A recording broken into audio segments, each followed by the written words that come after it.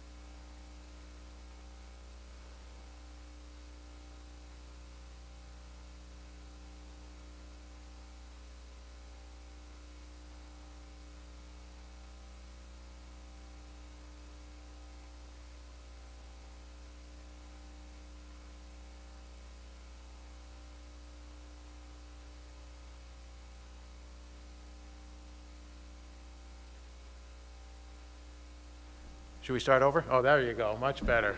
All right. Now we're good. Well, welcome again, everyone. My name is Chris Lord. I'm the director of the Peabody Prep Virtual School, and I'm very proud of that. We've had some wonderful kickoff stuff since the beginning of the school year, one of which is our logo. I don't know if anybody heard about that. I want to thank the Stevens family for putting that together with their children, throwing that out there. There was a number of great logos out there, but that's what we came up with. Our Magnificent 7 comment up there is related back to the Department of Education. There are 7 virtual schools in the state of Massachusetts, and we are one of them. We meet every week. There's been some great support from the Department of Ed for virtual learning. Our motto, excellent attendance, excellent engagement, and excellent achievement. And we picked that up as part of our school improvement plan this past year, and what I'd like to share with you is a few things that have been going on at our school. Dr. Pedelli, next slide, please. So here's a little overview. There's 6 or 7 slides we're going to share with you. The first is our celebrations and focus areas, things we're working on. Michaela will share with you a little bit about our demographics, our enrollment, our attendance. We have some relevant data. Social emotional information is a high priority for us. We really want to take a look at the students and their social emotional health and be able to capture some of that right now and move forward in a better direction for social emotional health. And of course, you've seen in the other schools, the ELA and math scores. We'll share those with you. We did a little research on the in-person activities. This is a concern for the community about what the students are involved with outside of the virtual learning day, and you'll see there many of our kids are involved in things outside the school day. And then we have our goals and how they're aligned to the district plan. Next slide, please. So here's what we're celebrating over here on the left. First of all, we are open. I want to thank everyone on the design team again. We had a 20-member design team that worked all through March, April, May, and June to put this together. We were highlighted on Channel 4 about a month ago or so. Same thing with Salem News. It was really nice to see some good positive things about what's going on in our school. One of the things we're celebrating is we are having that later start time for the high school. The kids get to sleep in a little over an hour before they start virtual school, so that's been a real help for the high schoolers. Most of the high school students, well over half, were very interested in just doing an honors curriculum when they came in. So our team talked about it over the summer. We're confident that we can take the entire high school student population and middle school student population through the honors curriculum, so they'll be ready for honors as they get older and move into future grades. We have a win block advisory, very similar to the high school, where an advisor is assigned to a group of students and they work with them every week. And they get to have a little meeting with them. Those are virtual meetings, so parents are dropping in here and there to talk with their students. The block schedule at the high school also was really helpful. The students are taking 3 classes at a time instead of 7. The way it works is they'll take English and math for the first semester and science and social studies for the second semester. So they'll really focus on those academic areas in the morning with their teachers live. The third class they take is an edgenuity class in the afternoon, and that class is their choice. Most of the students have already got their PE wellness class out of the way. Many are taking, right now, they're finished with that one, they're taking world languages. There's a few kids taking coding classes, a few kids taking keyboarding and other courses. But that's their third class, and they work on one edgenuity class at a time, so they really focus their learning. It's been pretty good. We are going to be doing a community forum, actually this Thursday. Aspen has asked us to show the other districts in the nation how we put together 4 master schedules at the same time inside of the Aspen database. That's going to be fun. And we're going to do this showcase I'd mentioned before in December. So there's some really nice opportunities to showcase some of the wonderful things going on in Peabody through the virtual program. Our focus areas, again, our relationships with our families are a really high priority. We communicate with them weekly. Daily collaboration in the classroom virtually through Google Meet breakout rooms. Also establishing baseline for our data, social emotional. We'll talk about that in a minute. Our ELA, math, and in-person engagement. We have found in the Edgenuity online program some career pathways that we think are going to work real well for the kids. There's a lot of Edgenuity healthcare pathway courses they could take. There's another one on STEM. So hopefully we'll be focusing on some of that in the next couple of months, give some kids some career pathways. There's some pacing stuff to be thinking about with Edgenuity. The kids do this at their own pace, and some take a little longer, some take a little shorter, and we want to make sure that all kids are going to be finished with their courses by June. I work in the summer, so I tell the kids, hey, I'm happy to continue working with you in the summer if you want to, but I'm hoping they can get their courses in June. So pacing is one thing at a time. And the 3 subjects at a time, that's another thing we're focusing on. Next slide, sir. Michaela, you're on. So, hello everyone. It's a pleasure to be here. I feel very glad and honored. I would like to thank the Superintendent, Dr. Joshua Dalla, and Dr. Lord for this great opportunity. So, let's take a look at the Peabody Prep demographics. So, the demographics tell us that the development of students in Peabody Prep is very similar to the development of students in the state and the district. And in addition, we can observe that the percentages of discharge are very similar to one another in each category. Next slide, please. So now let's take a look at the Peabody Prep enrollment and attendance. So we had a total number of 122 students enrolled to Peabody Prep by October 1st. And this group of students composes 2 elementary classrooms, 1 middle school classroom, and 2 high school classrooms. And we are very happy because the attendance is very good in the elementary and middle schools with a 97 and a 96%. This means that half of the students have a perfect attendance so far. However, and unfortunately, some high school students are going through really difficult situations in their lives. So for this reason, the average decreases a little bit. Next slide, please. All right, so this slide is on our social emotional health. We'll be doing the surveys, for the CELA surveys and the self-managed rubric citywide over the next couple of weeks. We've sent out a variety of announcements through the principals about this. And what we've done here is extracted the social emotional health based on last spring's data for the Peabody Prep kids. You can think of it like the SATs. The CELA survey is rated on a scale of 300 to 500. It's measured on 5 different areas. You know, like the SATs measure things like reading comprehension and ability to do analogies and some other parts of mathematics, for example. The CELA survey measures social awareness, self-awareness, responsible decision-making, 5 different elements, and it compiles them into a single score. So when we extracted the students, that's kind of our baseline data for the kids at Peabody Prep, and we're hoping to increase that over the course of the year. The self-manager rubric has been around for quite a while. The self-manager is part of the vision of the graduate, and the high school folks will continue to measure and report out on self-management within their classes, but the middle and high school folks will use the self-manager rubric to assess the homerooms that the home teachers are responsible for. So again, that's a 20 max on the self-manager rubric, and we're looking to have all those increase. And again, that is just the Peabody Prep kids. They were extracted for this slide right here. I will point out that the goal that resulted as a result of last spring's were persistence, perseverance, and grit. The ability of our kids to continue to push through challenges was difficult for, across the city, not just Peabody Prep students. So that's where many of our school improvement goals are focused on, kids being able to persist through challenges. Next slide, please. Here is our ELA data for kindergarten through 8th grade. Our goal, as you might suspect, is to get rid of all the red. This is where all the kids are kindergarten through 8th grade at Peabody Prep for ELA. Next slide, please. And here's mathematics, same thing. The scores parallel pretty closely where the state was. Dr. Chase did a great presentation a couple weeks ago. The state is like double digits down in mathematics, and our hope is to really excel with mathematics. I'm very proud of the Peabody Prep kids. They're #1 in the city for ST Math right now. They've been solving a lot of puzzles district-wide, and so they're rocking with the math thing, so we'll see how those scores go up in the winter time presentation of STAR assessment. So a little thing about time on learning.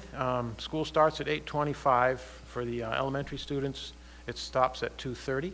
There are 4 hours of live instruction for the middle and high school students, and then again, the high school students and middle school students have 90 minutes of an elective. We did this time frame intentionally so that the kids can engage in in-person activities at the high school or at the middle school as they so chose.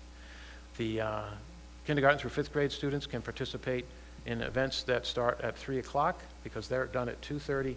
The middle school ends around 2:30, so the middle school kids can drop out of that Edgenuity time in time to get up for a middle school event. Many of them are coming up for the clubs that are starting now up here. And the same thing for the high school. Our team is available right after lunch for about 45 minutes to help the kids with their Edgenuity projects, and they can get up to the high school in time to do their sports as well. So that timing for in-person activities was pretty critical. If we go to the next slide, please, Dr. Badala. Michaeli, why don't you share this one? This is a result of a survey where 81% of the students responded. So we have a couple of students who are involved in school sponsored activities like Stage 1 and after school clubs. Around 40 students are involved in outside school activities like the Girl Scouts, Unlink Pop Warner, North Shore Dance, and another 40 or so students plan on joining something later in the year, and about half of the students do not plan to participate. And many of the high school students do not participate because usually they work in jobs after school. Next slide, please. Thank you. So I hope this is a vision that has really become embedded in the minds of everyone in Peabody. It's a great mission and vision for our system, and we are tailored to it as well. Our vision of hope linked to 2 subcomponents of building a community and equity and access. So our goals are written in those 2 lights, either building a community or equity and access. Let's go to the next slide. Here is how we are building a community. Our #1 priority is to build the social emotional health of our students, and we're going to be looking at those CELIS and self-manager data going forward. We also, as I mentioned, we want to be focusing on career pathways within the Edgenuity electives.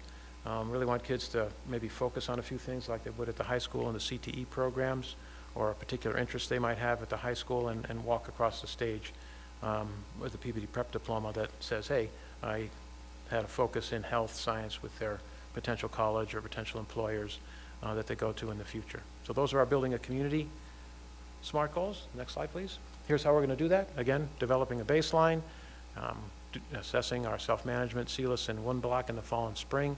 We'll be looking at the Edgenuity electives for 3 potential career pathways, and we'll have some sort of recognition process. Don't know what that's going to look like. My team came up with that about a month ago, and we'll be sitting down in future faculty meetings to set that together.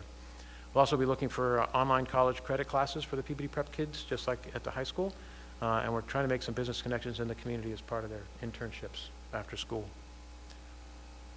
Next slide, sir. Thank you. Equity and access. Again, we want to get rid of all the red, so all the kids are meeting proficiently. We are looking for increases in the ELA and math data from kindergarten through 8th grade. And since, if you look on our website with the Department of Education, there's no Mcas data yet. And we'll be setting our baseline, preparing our high school students to take the Mcas successfully, and we'll be delivering that Mcas this spring and developing a baseline and moving forward from there. Next slide, please. Again, this is how we're going to do this. Again, gathering some more data on our CELIS and self-manager assessments, our math assessments and ELA assessments. There are focus standards in mathematics K-5 that Dr. Case has been sharing with the city, and we'll be lining up with those. There's been an update, and families should know this, there's been an update to the standards-based report card, particularly for mathematics, that aligns it more closely with the standards, and there's been a lot of work going on with the elementary students with that. And this year we'll be adopting a new English language arts curriculum. So hopefully all of that will align all those compasses for equity and access for the kids. Next slide, please. I'd like to thank our school improvement team for helping put this together. Avery Parsons, one of our 7th graders. McKaylee's here with us. Meredith is our parent leader. She's been part of our design team since March, and of course, our teachers at the high school. So thank everybody, and again, thank the opportunity, the school committee, for us to be able to put together this program for the students. It's really working well for a number of students. And questions? Excellent. Thank you, Dr. Lord. I really appreciate the slide on attendance. That was definitely something that we were concerned about or interested in looking at, and it looks like the attendance and the engagement is there, and Mcaylee, you did a great job. So any questions from the committee? Mrs. Carpenter? Hi, Dr. Lord. Hi, Mcaylee. You presented beautifully, Mcaylee. That was, I really appreciated having you here during one of our school improvement plans. That means a lot. And Dr. Lord, again, I appreciate everything that you've done, and I just wanted to mention that I was going to bring this up during our regular meeting, but since you presented, many times as school committee members, we get correspondence and email, phone calls, people that are upset by things. And I just want you to be aware, and everyone in your program to be aware, that I recently received a phone call from a parent who could not stop singing your praises for saving, as he described, his daughter. Wow.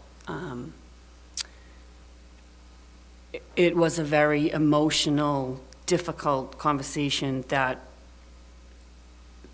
what he said about you made me realize that having this program in our school system was the right choice. Oh, 100%. Thank you. Yeah, so I want to thank you for that. Sure. I mean, Josh and I get phone calls from surrounding communities of families that want to do this. We just had one girl just move from Beverly to be part of this. She just started on Monday or yesterday. Yeah, and it's important. It is. The alternative, offering alternatives is very important, because these alternatives are offered elsewhere, so that we can keep them in our community means a lot. And this father that called me was really moved and really touched. You took care of the situation personally when he didn't think anything could be handled, so thank you. You're welcome. It's a team effort. I mean, there's some absolutely fantastic people that are beside me, around me, and working with the kids every day to make this happen. Yeah. So thank you all again for the opportunity to do this. It's been really exciting. If you had told me a year ago I'd be running a virtual school, I would say, right. Yeah, I'm looking forward to hearing your plans next year as well, and see where they go and how you improve and how we can help. So thank you for being here, and thank you, Mcaylee. Appreciate that. Yeah. Thank you, Mrs. Carpenter. Anything else? Mr. Arnottis? Thank you. And through you to Dr. Lord and Mcaylee, thank you both. Mcaylee, great presentation, along with Dr. Lord. Thank you so much. I'm just thrilled to hear the success of this program. I remember initially the conversations we were having about it, and there was kind of, oh, what is this going to be? And I'm so happy it has been as successful as it has been. And it's great to have someone here who can speak firsthand to its success. I think this is great, especially as we kind of modernize, looking into the future. I think it's very important, and I have to give you credit. Just a quick kudos, as I always would when it comes up, for the later school start times. I think that's fantastic. So keep up the good work, and thank you for what you're doing over there. Yeah, sure. Thank you. Happy to help out. Thanks for being part of it. Thank you, Mr. Arnottis. Mr. Amico? Thank you. Mcaylee, great job. Can I just ask you, what is your first language? Portuguese. Portuguese? Well, great. You did a great job, as Ms. Carpenter said, of presenting. Thank you Great very job. Keep much. it up. Dr. Lord, one thing, great presentation. The one thing that you kind of just touched on, but I think you should have gone into a little bit more, and you know what I'm going to tell you here, is Dr. Lord has been all over this city. He's been in businesses, he's been at breakfast meetings, he's been at lunch meetings, he's signed up for different dinners across the city, just to basically promote Peabody schools, not only the program, but Peabody schools in general and students. And I've heard that you've talked to business owners, restaurant owners, to try to get some of our kids into those restaurants, especially with the labor shortage out there. And I applaud you for that, because that's old school, and that's sometimes what we need, is we need to be there for our kids, because some of our kids don't have those resources or the people at home that are going to push them. So you're being a big brother. I won't call you a dad. You're being a big brother to a lot of these students, so thank you, sir. Sure, I mean, I got to say that Josh sent us to, what was it, Pathways was the name of that organization? There's been so many in the last couple of months. The CTE programs, talked about this with Mr. Magno a while ago, where we really want to focus getting the internships in. They've done a nice job putting together the master schedule at the high school to allow kids to leave during the school day. And I'll tell you the story. I was at the Rotary last Thursday, and they had this thing where you, called Happy Dollars, and you pass a couple of bucks and you say what you're happy about. I've been driving by Peabody High for the last several years, looking across the street at KinderCare. And I was thinking, wouldn't it be great if we could finally get those people to connect with our early childhood? I got a call over the weekend. I just read your thing that Beth Amico had put on Facebook or something like that. So it's happening. It's really wonderful. And I'm hoping in time we can get internships going at the high school for all the kids and get that real world experience. But yeah, that's why I want to do it, because there are some surrounding communities that are doing some great things with respect to, senior year, real world stuff. Getting out for the last quarter of their senior year, for example. And I think the more we can expose the students to what life is real like. Life isn't a 7-period day. I mean, maybe Josh can do 7 things at once, but most of us mortals can't do that. I mean, if we can get the kids focused into something of interest outside before they leave high school and walk that stage, I think it's going to be of value to them. Anyway, that's why I'm doing it. I'm glad it's working out. Yeah, thank you. Thank you. Any other questions from the committee? Excellent. Thank you so much, Dr. Lord, and thank you, McKaylee. Excellent job. Oh, I'm sorry. Mrs. Dunn.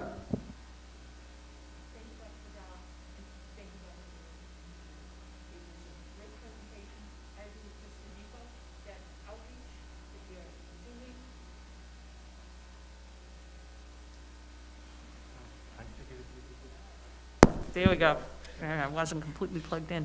Yeah, I want to thank you both for this program, and I want to say I agree with Mr. Amico that community outreach is so important. You're opening all kinds of opportunities for our students through the remote academy and through the efforts of connecting the businesses and the community at large with our school. And I think it's wonderful because you're going to help so many kids down the road. This is really, really a very positive development, and it is very nice to have a student here presenting when you're one of the people who benefits from the program, and you can speak firsthand as to what's going on in that program. So thank you both. Thanks. Thank you. Excellent. Can I add McKaylee, you want to have the final word?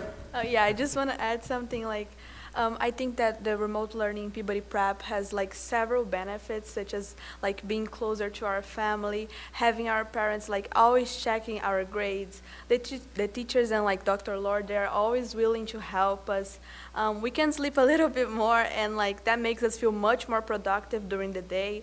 And the classes we take in Edgenuity, they provide us many opportunities that will help like as students decide what career we should work on, because sometimes it's very hard to decide like what we should do in the future. So Edgenuity does really help us. That's it. Thank you very much.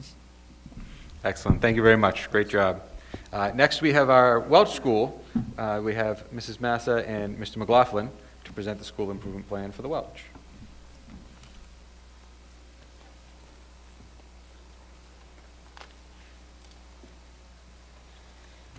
Thank you. Thanks for having us. I'm glad this is already red, so I don't have to press any of the buttons. Thank you so much for having us. We're really excited to be here. Welcome to 2021, right? It's been a wonderful start to our school year, and we're really excited to be open and in person. Some of the demographics at the Welch School, we have about 350 students, a little more. And of that, about a third or a quarter of our students are ELL students, so students whose first language is not English and they are receiving English language learner education. And that is a little bit higher than you would see in the rest of the district. That being said, We also have a slightly higher economically disadvantaged demographic for our school, but that doesn't mean that we can't do amazing things. Next slide, please. So some of the amazing things that are happening at the Welch School. We call it the Welch Way. We have implemented a PBIS Academy. We're in year 4 of our PBIS, the positive behavioral system that we implement on a daily basis of being respectful, being responsible, and being safe. And it has turned our culture around immensely. Our students are super excited every day to come to school and to show other students what they know and how to be good humans. Our student government has grown immensely, where we've had newly elected members of our president, vice president, secretary, and now we call them mayors of each classroom. And they're really excited and really engaged, and they've brought the school back to life. They go around to classrooms, they talk to students. They're really excited about making sure that they're doing the best that they can to make the Welch the best place it can be. Our intervention blocks, or some other schools call them win blocks, it's what our students need, what I need at that particular time. We've embedded them into our classroom day-to-day lessons. We've made sure that we are targeting specific, individualized instruction for our students, whether it's some remedial pieces, some scaffolded pieces, some accelerated pieces, and it's working to our students' advantage because everybody's having an opportunity to get what they need. Through the district, we've created curriculum facilitators in our classrooms, professional learning communities, which has really taken off in our school. We have a vested buy-in from our staff who are really excited to be able to look at data, inform their instruction, and be able to implement it in real time. Our Starbase Academy for our 5th graders starts up Thursday.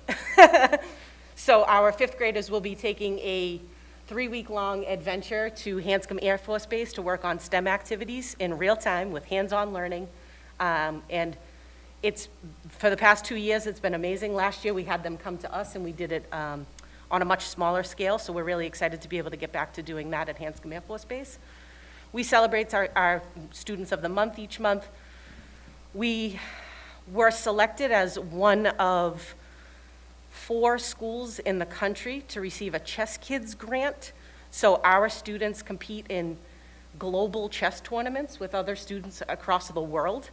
And we just had our first tournament, and one of our 4th grade students came in first place, so we were really excited. Our UDL classrooms, we just graduated our cohort.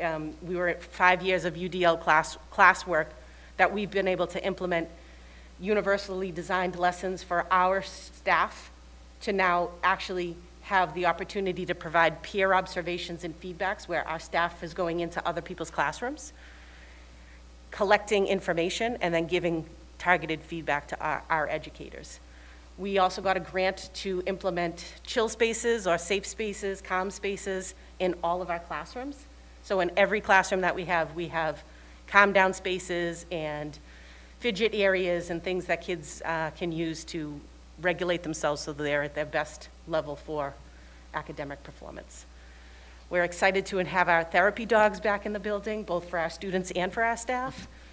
And we've created attendance parties. So we celebrate attendance at the Welch School. Our students who have perfect attendance every 2 weeks create a playlist, and then on Fridays, we invite them down into the cafeteria and they show us their moves. Some of our focus areas that go along with everything is to make sure that we're really implementing our Tier 2 instruction through RTI and the Mass Tiered Support System. And through that, we're making sure that our data-driven instruction is really key to all of those pieces. With the help of the district and all of our professional development, that is our main goal for the year, to make sure that we have that targeted intervention piece. Making sure that we're implementing our math curriculum with fidelity. As we bought that Math in Focus program, we want to make sure that we're using it to its highest capability. Our monthly common assessments to make sure that everybody is moving in the same direction, not necessarily on the same page, but moving in the same direction for success for our students. We want to make sure that we're giving our ELL students an inclusive instructional environment, and we need to make sure that we're focused on our equity in our education and our delivery. This is me.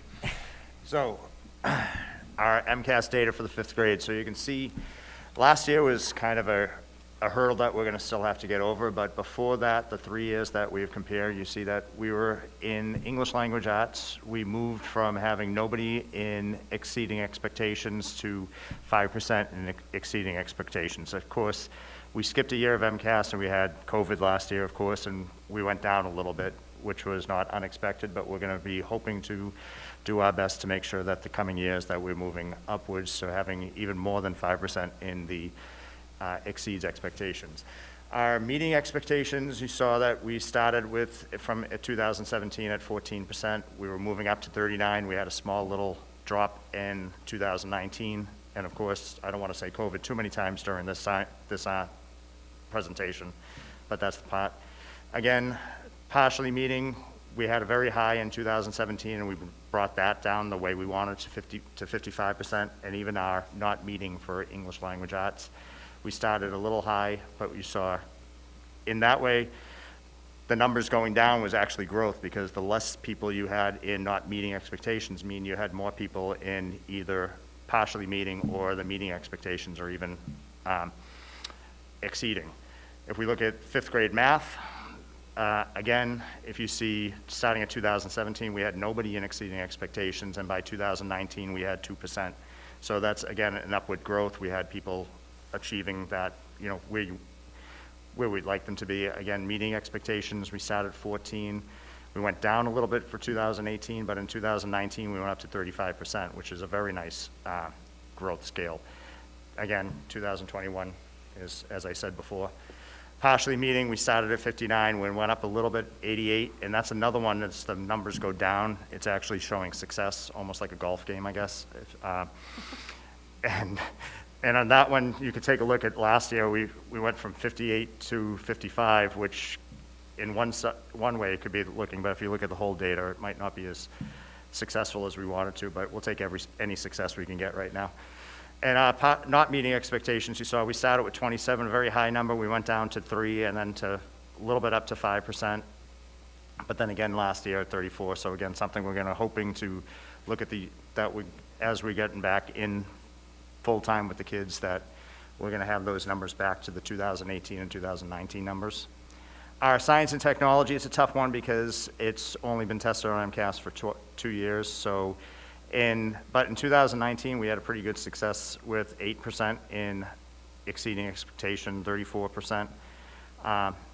Meeting expectations, we would have liked that 52% probably to be in the meeting expectations, but it was something to work with on that one. And not meeting at 6%. So the first year of MCAS wasn't a bad wasn't a bad monitor to see what our kids could do with science. Next slide, please. Here we have the 4th grade MCAS data again. We look at 2017, exceeding expectations. We were growing up until 2019, and even with the 2021 year, we had 2% in exceeding expectations. Our meeting expectations, we started a little bit stronger than we were than when we went to in 2019, but we stayed the same in 2021, partially meeting. Showed about 50% or 50 to 55% in there, and also not meeting expectations. So those are some of the things we really would have to focus on to see how we can move those numbers to different columns. Our math, again, we move. have room to grow. Yeah, we have room to grow. You know, so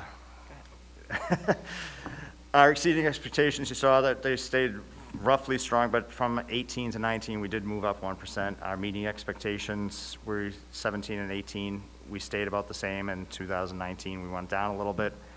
And of course, 2021, partially meeting expectations, we stayed roughly the same with the 2 years, and then we moved up a little bit, but again, that's the one that we want those numbers to go down.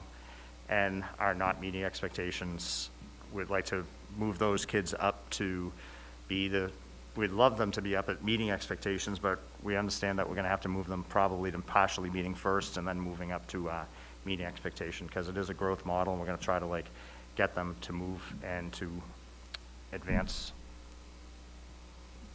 Well, next slide, I guess. please. All right, here's our STAR data, though. Our STAR data looks nice. Our early learning intervention, our early literacy block, we have 22% above the benchmark, and on watch, we have 13. These would be our younger children, our younger kids. And the intervention would be 25 or 26% if we want to round it, and our urgent intervention about 38%. But if we look onto the STAR reading proficiency for the benchmark, we have almost 40% students above the benchmark, a little over 14% on watch, again, almost 15% intervention, and the urgent intervention at 31%. And our STAR math proficiency rating, we see almost 52% above the benchmark, almost 13% on watch, intervention about 16%, and urgent intervention about 19%. And So and our STAR data is our current data, so I think that gives us a better picture of our entry point for our students at this point. One thing that jumped out to me, and I put this in specifically because I am a mom of a second grader. My son has never had what we consider a normal school year. And I need to make sure that we're very clear in the obstacles that our kiddos are facing. However, there's so much growth that's taking place just from being in person from August 31st to now. I'm so excited to see what I'm seeing with our students. But it's taking us a little bit of time because we need to reestablish our routines and making sure that we teach them again how to be students in a classroom and how to work together, how to work in centers, how to have those skills together so that they can collaborate, which leads us into our hope and the reason why we chose the goals that we chose. We have our building community pieces, which is still going to be effective communication, collaborative relationships, and community partnerships. One big thing that we're going to focus on specifically is student voice in our school, making sure that the students have the opportunity to be talking, to be pair sharing, to use accountable talk activities to make sure that they are communicating exactly what they are learning. This is going to lend ourselves to really good growth with our ELL population as well. Because once we provide students the opportunity to have their voice heard and to be the speaker and be owners of their learning, they personalize it to themselves and they are better at delivering the information that they do truly know. So that's going to be our main takeaway from our goals this year in our building a community. And then when it comes to our equity and access, we're really looking at our curriculum, instruction, and assessment, supporting our students and staff, and making sure that their social emotional well-being is first and foremost. That being said, one of our major developments that we're doing is taking our data teams and really driving down to individualized what is it that our teachers and students need to implement that into the day-to-day classroom in real time without waiting months and months to have Mcas data or other pieces of information so that we can implement it directly into our classrooms in real time to make sure that our kids are getting the best information and academic success that they can have. Special thank you to our School Improvement Council, Mrs. Downey, Mrs. Mokes, who just had a baby, congratulations, Mr. McLaughlin, Mrs. Perna, and Ms. Pena. And then, of course, our student government, which is key to our success, Nathan Carey, Lucas Souza, Camila Jimenez Solares, A Song for Bella, Colby Gilbert, and Rayanna Laurent. Any questions? Thank you very much, Ms. Massa. Mr. McLaughlin, any questions from the committee? Mrs. Dunn? Just a comment. That was great. Thank you very much for that presentation. The way you're moving forward with the school is really, it's truly positive, but it's really nice to see it. And giving the students voice is really a great thing to do for them. Recognizing how many grades have never had that real first day of school is something we all recognize too. And we know there's impacts from that. And anyone who says there isn't, take them into a classroom for a little while, right? But thank you, this is good. Thank you, Mrs. Dunn. I put the slide up again because I'm also the parent of a second grader who has never had a full school year. And to realize that half of our elementary school has never had a full school year.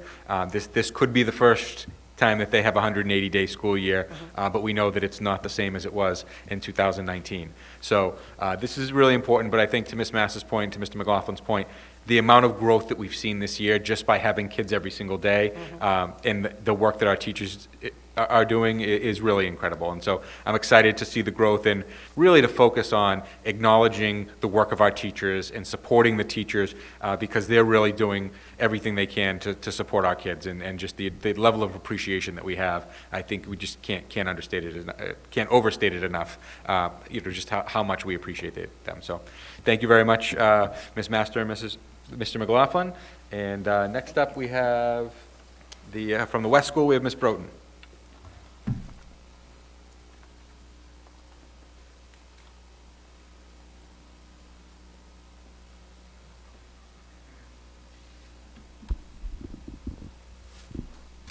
Hi, thank you for having me. That's good. Okay. I want to thank you for the opportunity to share all the wonderful things happening at the West. It's been a great 2-month start for me as I'm in my first year there. So if I can start with the demographics. Oh, there we go. Oh, it's because it's a PDF. I can just go if you want. That's okay. So we obviously have a low English language learners at the West. We have none currently. We have 18.4% of students with disabilities, 28% high needs, and 15% economically disadvantaged. Our enrollment numbers are up slightly from last year, and I also included the Pasos. They have 2 preschool classrooms at the West. So we're at 257 this year.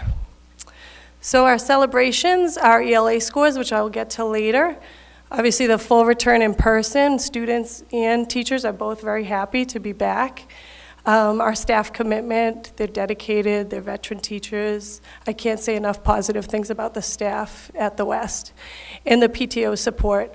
They just put on a spooky carnival at the Cte this past weekend. It was well attended, well organized. People were happy. They didn't have to wear masks because it was outside, so it was kind of nice to see all the students without the masks running around. They were in this week decorating pumpkins with the students in many classrooms, so it's just nice to have their support and be able to invite them back into the building. Our ability in the classrooms to work with partners and in small groups again, we were limited last year, so that's been well received this year. Collaboration among students and staff, just being able to move around a lot more, work in those small groups. And then communication through the use of Aspen, Class Dojo, Facebook. That's all been utilized well in the past and continue to use those. Our focus areas for the year is math. We want to focus on supporting and moving our students from the partially meet-in to the meet-in expectations while continuing to challenge all the students. The development of PLCs, which is a district-wide initiative. It's given our teachers a chance to collaborate more and really identify the topics that they want to talk about and what they need support in and growth in data meetings. These will be held monthly, and it's already been helpful. We've been able to, in the 4th grade, for example, we looked at the item analysis from the Mcas and identified geometric attributes as an area of weakness, so we were able to kind of implement calendar math back into the classroom as a way to talk about that. We've been brainstorming ways to incorporate art lessons into that as well to kind of identify that area of weakness. And then just meeting the social and emotional needs of all students and staff returning to school.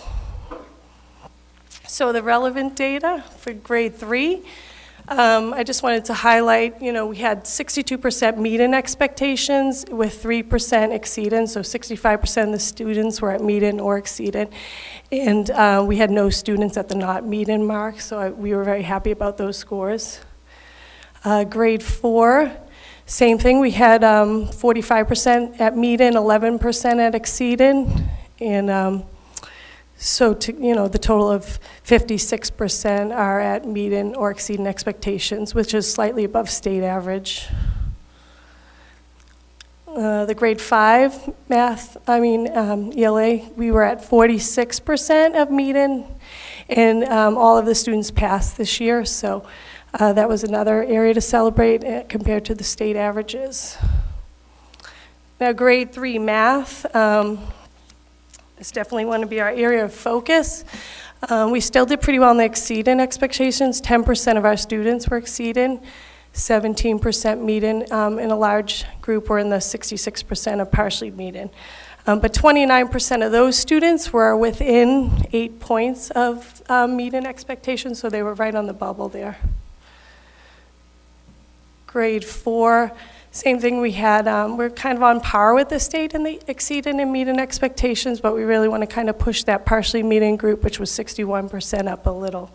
In grade 4, about 15% were right within that 8 points of Meaden expectation. Grade 5 math, again, we were at about, the highest percentage there was in the partially Meaden with 69%. And then the grade 5 science. We were a little lower than in the past years. We were kind of in par with the state, but we're hoping with the ability to do more hands-on learning again, that we will be able to boost those scores up. And then just as you see the district's vision, we kind of aligned our goals to that as well. And we could start with the professional practice goal, which was we will work towards building a strong and supportive community by improving communication, collaboration, and partnerships, which I have laid out in the next slide. Sorry, or scroll down. So we're going to continue the utilization of Aspen, Class Dojo, Facebook, ConnectEd, Google Classrooms within our staff to share documents and information. And we've been doing weekly updates, which I have found helpful for the families. Every Friday I send it out to families through Aspen, and it's just kind of an update of upcoming events for the week. The implementation of the PLCs, development of the different teams, academic leadership, school climate, school council, and we've done a 5th grade leadership team, which has been really great for the 5th graders. So we took 6 5th graders this month, and they were able to plan a school spirit day. They were able to collect our rock stars that we give out, and they pick a weekly winner. And they also went into the classrooms this week and made templates and gave examples to all the grades K-5 to make veterans cards for next month, so we'll be able to distribute them. So every month their goal is to plan a spirit day, plan an event, or something school-wide, and then we'll change those students up every month so that every 5th grader will have a chance to do that by the end of the year.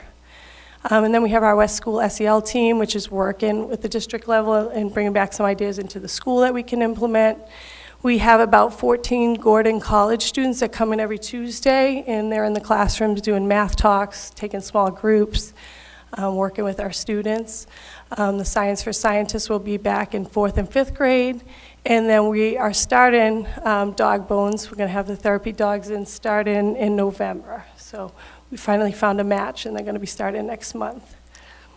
And then for the student learning goal of equity and access, we want to work to improve student proficiency in the area of math and ELA to 75% of our students, Meaden or Exceedon, or by improving their student growth percentile by a minimum of 10%. So the ways we're going to try to do that is to focus on the small group instruction and hands-on, utilizing data based on the district's assessment calendar to inform our instruction, using, like Michelle had mentioned, the math guide, the math common assessments, those types of things, encouraging the use of Maya Accelerated Reader, Freckle, ST Math through class links. Our weekly IST meetings to help with students who need some extra support. Academic leadership team, those data meetings again, implementation of the SEL strategies. And then for the social emotional learning, like I'd mentioned, the rock stars, we give them out daily by teachers, and then we have a weekly winner and we post them in the building. Our 5th grade student council, and just the weekly guidance lessons that are going to align with the needs based on what the teachers are seeing and we're seeing as a school. So here's our school improvement team. We have teachers Harolyn Fusil, Lynn Swenson, parents are Craig Welton, Suzanne Woodson, and Sylvia Ward as our community member. So again, I just want to thank you for allowing me the opportunity to share all the wonderful things happening at the West. Thank you, Mrs. Broughton. Any questions from the committee or comments from the committee? Great.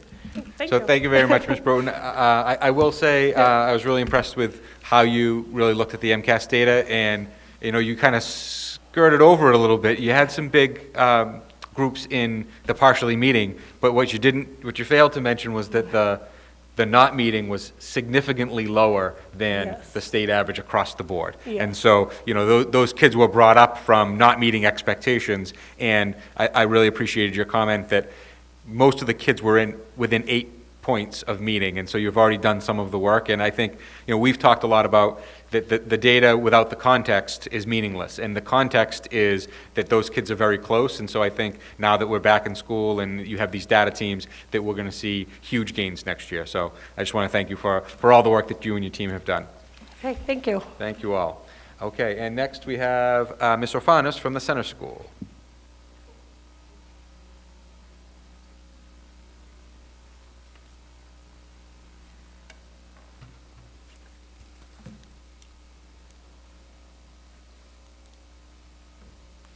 Good evening. It's great to be back here in person. So we have our Center School Improvement Plan. And first thing I wanted to share is our Center School demographics. So as you can see, we are up to already 431 students. We did see a dip last year. We did have a high number of children in our kindergarten group who were originally online for coming to Center School, and their families had to make other choices for placement because of the pandemic.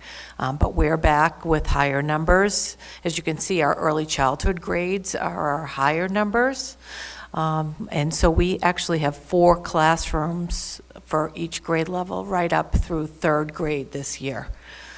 So one concern is, 2 weeks ago we were at 428, and our enrollment will continue as the year goes on. So right now, because we have more classrooms, 22 classrooms, we started the year with maybe some smaller class sizes, but we will continue to grow as the year goes on, as you know, Center School. The other demographic information here is we're tending to run higher than the district and state as far as English language learners, and actually that number does not represent that was a state percentage, but already we're up to 18% English language learners based on our current enrollment. But again, some nice areas, I think, showing some of our differentiated instruction. The students with disabilities, we've worked really hard the last couple years to make sure our IST process is in place so we can keep our IEP levels low and making sure we're providing kids the support they need. But as you can see, we have our demographics for high needs and economically disadvantaged are higher than the district and the state. Lots to celebrate. We enjoyed going to the breakfast last week to celebrate 12 Center School students exceeding expectations on the Mcas. That was just such a proud moment for our school, and to be able to bring so many of my teachers to that breakfast as well. Again, as my colleagues have talked about, it's wonderful to have the Renaissance Suite and the STAR data for really real-time progress monitoring. So already what we're seeing is for the fall STAR reading growth percentiles, our school goal was 65% of the students showing growth, and we exceeded that, and we are 6.7 percentage points higher than last fall already. So really exciting way to start. It was really encouraging for the teachers to see that data at our recent staff meeting. Also for Fall Star Math, student growth percentile, again, the goal is 65%, and we're 68.3% for math.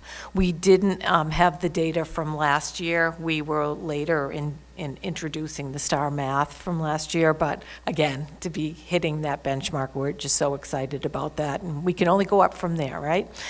Again, as my colleagues have said, being able to collaborate. We started our DI teams already. So we have 2 fourth-grade DI teams getting ready for their tournament in March. So they are so excited to be back in school. Our PTO just ran a very successful trunk or treat using the outside property here at Higgins, and it was well attended, and it just means so much to see the children working in small groups and learning centers, and the teacher being able to teach at their small group teaching table with leveled instruction. Just so exciting. We have 6 teacher facilitators at our school who are really becoming leaders and supporting their colleagues. So just to see a very high level of collaboration, the staff is loving this model. And again, just so happy to be together. And we just wanted to also say the ongoing support and collaboration from district leadership and our colleagues in our other schools. And also, you know, we couldn't have got through the last couple years with that ongoing collaboration with the entire city, with a huge kudos to the health department and the safety resources. And I think that's one of the things that just makes Peabody such a special place to be an educator and to live. We really are a great big family, and I think that is cause for celebration. Focus areas, you'll see in a few minutes, we've definitely got a lot of work to do. We want to improve our math, our ELA, and science performance, but we have some mini celebrations when I looked at the data. And again, using that star reading math and data and digital learning resources, because the Renaissance Suite also has these incredible resources for helping kids to personalize their learning and really do their personal best and challenge themselves with reading and math. And there's just so many ways now that the teachers are learning now how to integrate that into small groups, into the classroom, and challenge the children with their homework.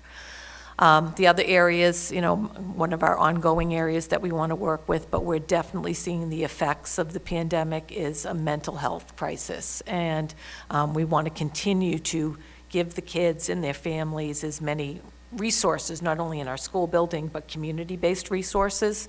So we're continuing to focus on that, but very much so this fall. The other area is our growing, again, English as a second language population, and making sure not only the students are getting to their challenges and getting their instructional needs met, but making sure we have high-quality family interpretation services. It's very important, because those communication and the collaboration with the families is really where we see the most success. Continuing to improve daily attendance and timely school arrival, always an area of focus. We're going to continue with our school council and a little subcommittee to improve traffic and dismissal, pedestrian safety. We've got some ongoing issues because, again, Center School was built in 1954, and it was supposed to be a walking and neighborhood school. So we're continuing to work on that, and we have seen steady improvement, but you know, it's taking a whole team to keep on working on that. And then also to continue to explore ways to address Center School buildings' age and space limitations. So this year, again, we have 22 classroom teachers. None of our specialists have their own space. Everyone is on wheels, including the librarian. And again, you know, we have our beautiful cafeteranasium. We have the stage, which is now an instructional space. And it's also a challenge for our partners with FKO.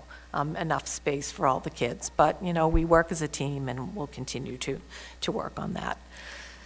Okay, now for our Mcas. So for grades 3 through 5 in English Language Arts, we did have some nice celebrations.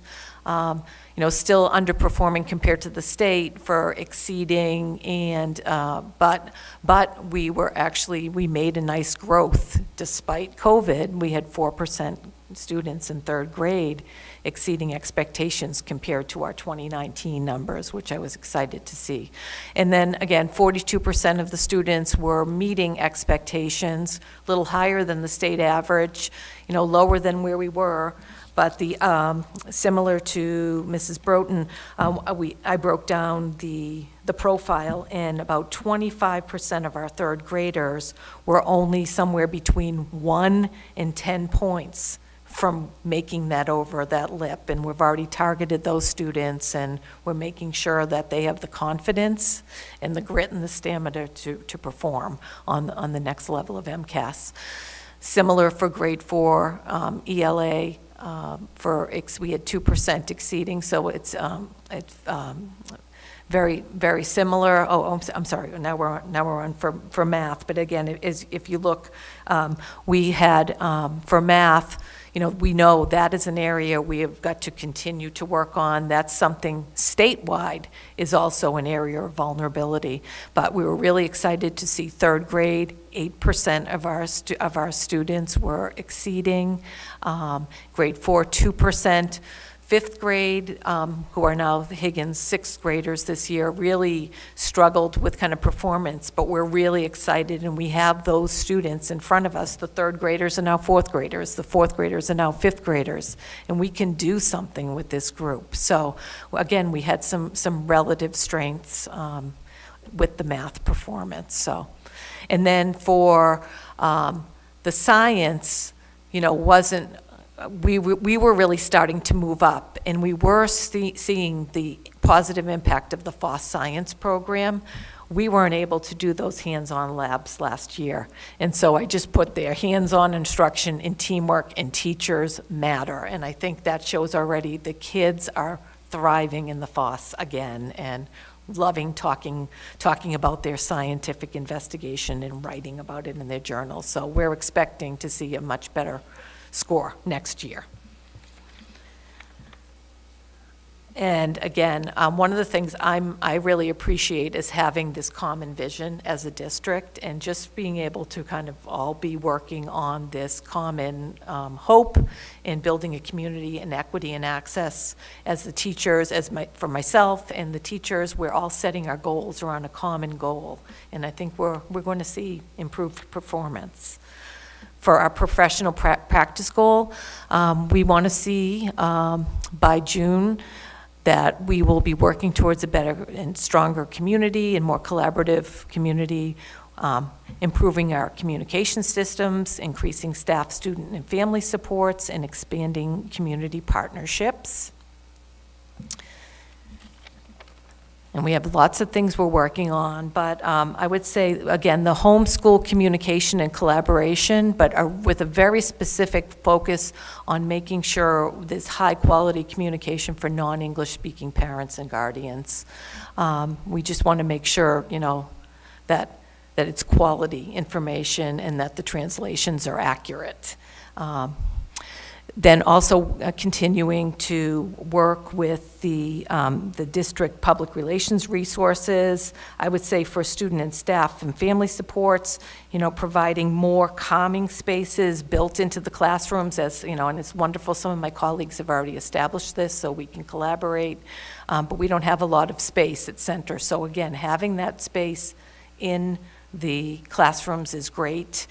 We did have the woman who kind of created these wonderful cloud space kind of relaxation pods. She's actually donating 2 of them to our school if we would give her some demographic data. So lots of kind people out there. I would also say that, I'm also offering more, I'm building in staff, just drop-in hours for my staff.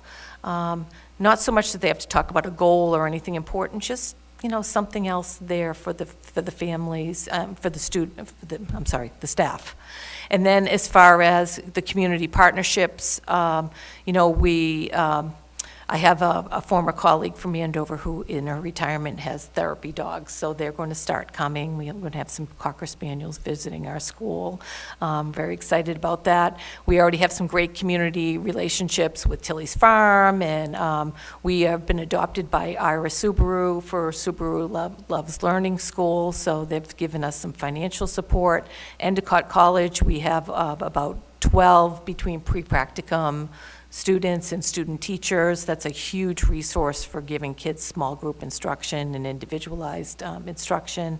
And we're also working on an artist in residence program, and we, through one of my library tutors, we're in contact with an author named Jeff Nathan. He's going to be doing an assembly and then working with individual grade level students, and it will culminate in the children each having a published poetry book.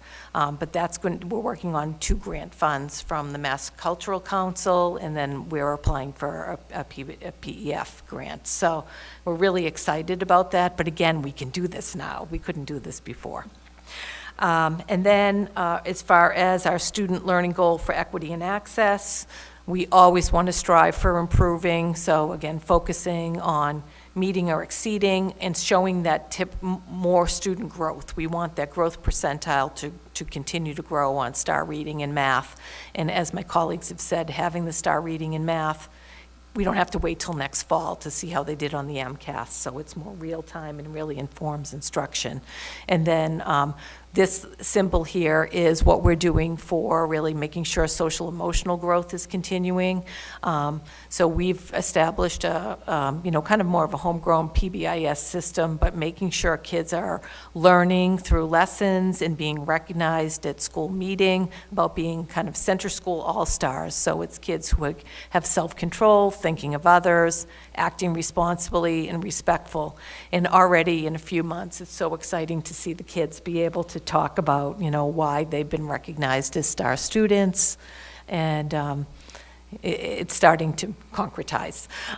The other piece is really just trying to make sure that we are truly, like our colleagues, following the curriculum and instruction maps of the district, using our PLCs and data meetings to make sure that we're taking real-time data and making a difference for students in the classroom.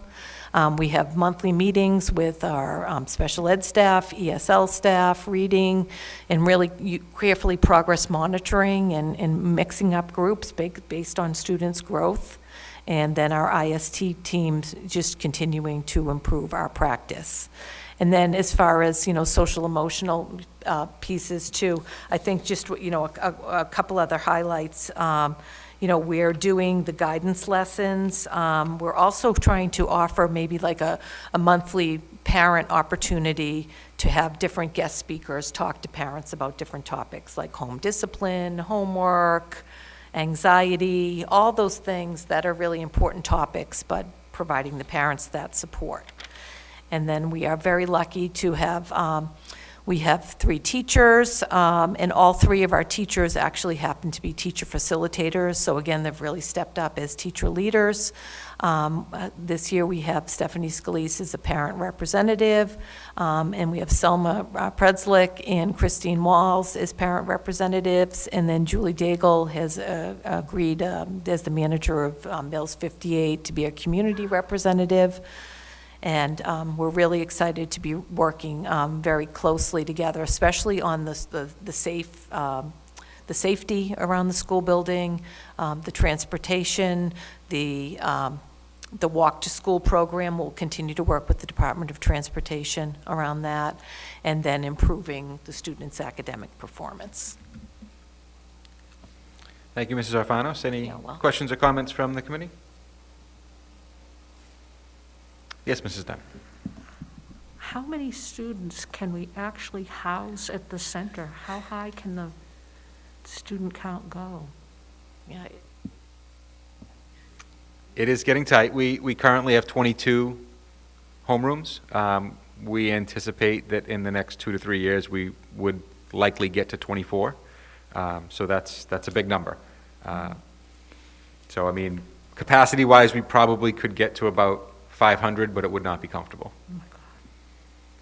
I know, because just the logistics in that building, I mean, just, when you think of lunch, the custodian has to put all of the tables out, set those up, and then break them all down at the end of lunch, which means that's an added, I don't know how much time that takes. It would take me forever. I'd put them in once, and that's all you'd get out of me. But during the day, all those other duties can't be done. Just from that one example of logistics, I can only imagine there are many others. And it does limit also for enrichment programs, like right now, we can only do that first thing on a Friday morning or later on a Thursday afternoon, because that's our auditorium as well, so, Yeah, yes. okay. Well, thank you for the presentation. You're That was welcome. very, very detailed and very, very informative. I appreciate it. You're welcome. Mr. Amico? Great, thank you. Mr. Farnos, thank you for the presentation. Actually, it's really unfair, to be honest with you. The Center School is such a great community, great staff, great principal, great leadership. 400 students in that building that was built in the 1950s, I believe. It was a neighborhood school, walk to school. They don't have a gymnasium. They don't have an auditorium. All the other schools basically do.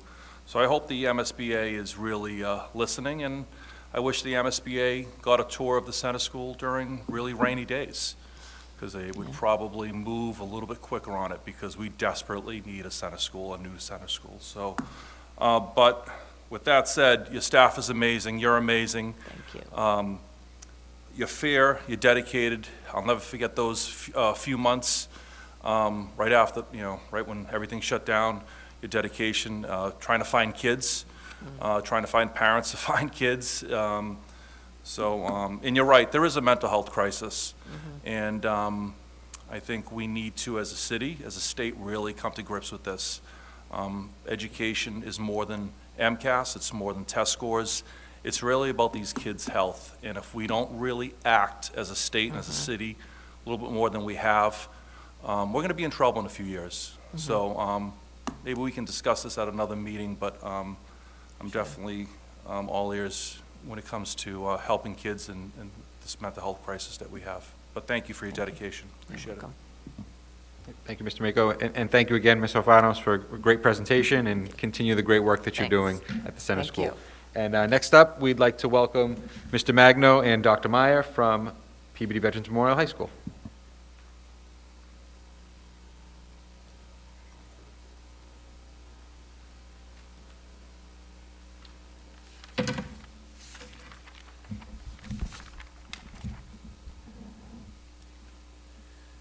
Okay. Also, thank you for having us tonight and giving us this chance to present our school improvement plan.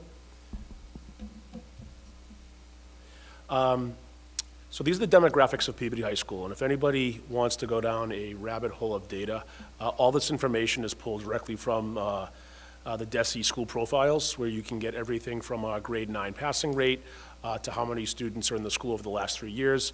But the important part on this slide here is that our economically disadvantaged, our English learners, and our high needs population has been steadily increasing over the years. And these subgroups are certainly subgroups that we want to keep an eye on and making sure that we're offering the appropriate supports. I pulled this slide looking back at the last 3 years to show that the high school enrollment has been increasing steadily over the year. There was a drop about 5 years ago, and then it started picking up in 2018, 2019. So we have been steadily increasing over the years, and it's something to keep an eye on with our class numbers. So getting into some of the good parts of what's going on at Peabody High School and what we're focusing on, this is a little bit of an earlier version of the presentation. We had 97% participation rate in our grade 10 Mcas last year. And in a year that we had students in and out, that is phenomenal in a good year, let alone in a year where we had students in a hybrid model, students are remote, in the spring where students were ready to pack in and be done for the school year. With Mcas, our scores last year were not far different from what scored in 2019 on English and math. In fact, we improved by 7% in the meeting and exceeding expectation range for English, and we were in the difference between math between last year and 2019 was only 3%. So our students did well last year, given the conditions. We are still not, at the state average in those areas, but it was definitely something we wanted to celebrate the work that our students did and our teachers did last year. We had the Capital Skills Grant, the Skills Capital Grant that Governor Baker joined us at the high school a few months back over the summer. We had $175,000 in fiscal year 21 and $125,000 in fiscal year 22, which that money went directly to improve our resources in culinary, in electronics engineering, and with medical assist. In sticking with the CTE model, the reopening of our Tanner Cafe, which is our teacher cafe where we serve lunch, we serve coffee, which is run by our culinary students, is a big part of our identity and a big part of our return to a more normal time. The students missed a lot of that opportunity last year from being able to demonstrate their skills, and our staff certainly missed having that opportunity to be social and to experience what the students do every day. And last year, that was our medical isolation room. So what a 180 we were able to do from last year to this year. Sticking with some of the improvements and celebrations, the Test and Stay program is certainly something that we want to celebrate, that we're able to keep more and more kids in school this year, whereas last year students would have been quarantined for the 7, 10, 14-day model, things that I know way too much about on quarantine times and isolation times. And fortunately this year, our students get to stay in school. That's important. And lastly on this list I want to bring attention to is our Bar Foundation partnership. The Bar Foundation is an organization based out of Boston, a philanthropic organization, and one of their areas that they spend heavily on is education. We reached out a couple of months ago. Dr. Meyer, Dr. Chase, and Dr. Vidala and I have all had experience working with them in the past. We reached out to them for what opportunities they could offer us. They were able to put us in with some of their cohorts with their educational supervisory group, which is Spring Point, which they did a site visit a few weeks ago. And they also afforded us the opportunity to join a virtual learning excursion with a small team of teachers, administrators, and students get to participate in a virtual learning excursion with Blackstone Academy Charter. We're one of 10 schools in the New England area that were afforded this opportunity. Long story short, in all of this work, we met with the Bar Foundation yesterday to kind of debrief, and they offered us an opportunity to apply for a planning grant for December, which is, I believe, the first time that they've offered a December to December planning grant, which would be in the amount of $150,000 to inform our work and provide us with the resources that we need to jumpstart some of the things that we want to do. Not getting too much ahead. We still have to apply. We have a lot of writing to do by Friday, tight timelines, but this could potentially turn into a multi-year opportunity for us that really would give us not only funding, but also resources and models for us to learn from. So it's an exciting opportunity for us. It's an exciting opportunity for the students and staff at the school, where we think it really can, we know it really can jumpstart and reimagine what the high school experience looks like. Our focus areas this year, advisory. We're going to talk more about this as we move along, but the implementation of officially of our advisory program as a primary person model.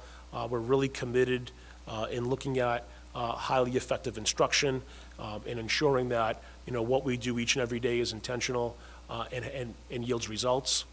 Out of the NEASC report, that NEASC accreditation visit was in the fall of 2019, and what came out of that report was recommendations to to engage in a comprehensive climate and culture review. We partnered with Teachers 21 at the end of last year. They helped us develop and implement student and staff surveys that we are currently underway with that partnership of looking at data, analyzing data, and now developing action steps that we can implement. We are also working at this time of a family survey that will go out at some point in the near future where we can get our family voices. And a couple of areas that we really want to focus on this year is developing this multi-tiered system of student supports. That we have opportunities for our students to get the supports they need, that they're tiered along a level that not everybody needs the same thing, and making sure that we are, as our students are coming back from a pandemic, we are welcoming them in a manner and we're meeting them where they're at. And lastly on this list, we want to engage in this conversation around continuous improvement. And that's just not around adults, but it's also around students. And that we are committed to this concept that we can always continue to improve and we can always continue to be better in everything that we do at school. All right, so we are using a number of data sources to inform our plan. So the data sources on the left really speak to our professional practice goal. We are using the comprehensive culture and climate review survey that Steve just referenced, the faculty survey and the student survey as baseline for a lot of our work. We're also using our existing partnership data for our Peabody Learning Academy, for the community high school, and for our CTE programs as a way to understand where our partnerships are and how to increase the number of partnerships that we have available for our students. On the right is the data that we're using to inform our student learning goal. So we're using just a range of assessments, Mcas access, AP scores, departmental assessments. We're also using attendance records for students and staff, as well as student discipline records as part of our student learning goal. And finally, our CELA survey results and the data that we get from our Vision of a Graduate assessments that we give quarterly. So a key focus for us as a school is alignment. Our school goals are aligned directly with the district goals. Our instructional leadership team worked with the school goals to identify data sources and metrics that would help us really measure our progress and create some high leverage areas for us to work on. We also brought this to our departments to work on collaboratively teachers within their department PLCs to draft action steps, to say, here's our goals, here's the metrics that we've identified. What are action steps that we can do not only ourselves in our classrooms, but also what are action steps that we can generalize to serve the greater school? So that teacher collaboration really informed the overall school improvement plan as well as the individual teacher goals. And then finally, this was brought back to the school improvement team for review and for feedback. I'm going to talk a little bit about the professional practice goals. In looking at all that data, and there's a number of data sources, in keeping with the focus of building a community. The three areas that we're going to be focusing on this year is really developing opportunities for distributed leadership and teacher voice. This work cannot be done from the top down, and it cannot be done alone. And we need to build from the ground up, and we need to bring others in to lead that work. It doesn't always have to be formal leadership that engage in these activities. The student sense of belonging. I know our elementary colleagues talked about when the last normal school years were for some. Our grade 12 kids, their last normal school year was grade 9. So if you think about that, where they lost a lot of that time with their friends, with their peers, with that social development, we want to create that sense of belonging for kids, where they are welcomed back and they are supported, and they felt like they have a voice in school. And lastly, going with some of the work that Dr. Lord had talked about, increasing our community partnerships. We need help from the community in this work. We want the community to know what we're doing, and we're transparent. And we want to make sure that we are increasing those opportunities. So with our teacher leadership, there are formal and informal opportunities for leadership. There are formal opportunities through committees, but there's also informal opportunity where teachers can lead. We're hoping that through some of this grant-funded work, there'll be many of opportunity for not only leadership work, but for paid work. Our advisory committee is teacher-led and teacher-driven, which is one of our major focuses this year. And just some examples of where we're bringing in, teachers into the fold and their voice and their leadership. We want to bring teachers into more of the decision-making. We want to make sure that when we're meeting with people, that we're including different stakeholders. As Dr. Meyer had mentioned, we reestablished the instructional leadership team, and we're bringing structure to the professional learning communities where that voice is going back and forth up the feedback loops. The Teachers 21 partnership, we focused heavily earlier this year on getting teachers outside of their department silos and doing some cross-curricular work and being exposed and working with teachers from other departments as we do this culture work. And getting into the building of the community with students. This is a real important work for us, is like how do we continue to meet students where we're at? How do we make them feel supported? Dr. Meyer and I just actually happened to meet. We had our student elections. We got to meet with our new class officers and our student council, and it really was exciting to see these structures coming back and students being involved, in not just the formal ways, but also in ways that they have authentic voice, choice, contribution, and agency, and not just on a cursory level. And really, we're really looking forward to digging in with students and having them as part of this work at the table. We have students. We have students on our school improvement team who are very active in the meeting the other night, giving us feedback on the plan. In addition to the work we're doing with the virtual learning excursion with Blackstone Academy Charter and the Bar Foundation. Oh, and we lost our slides.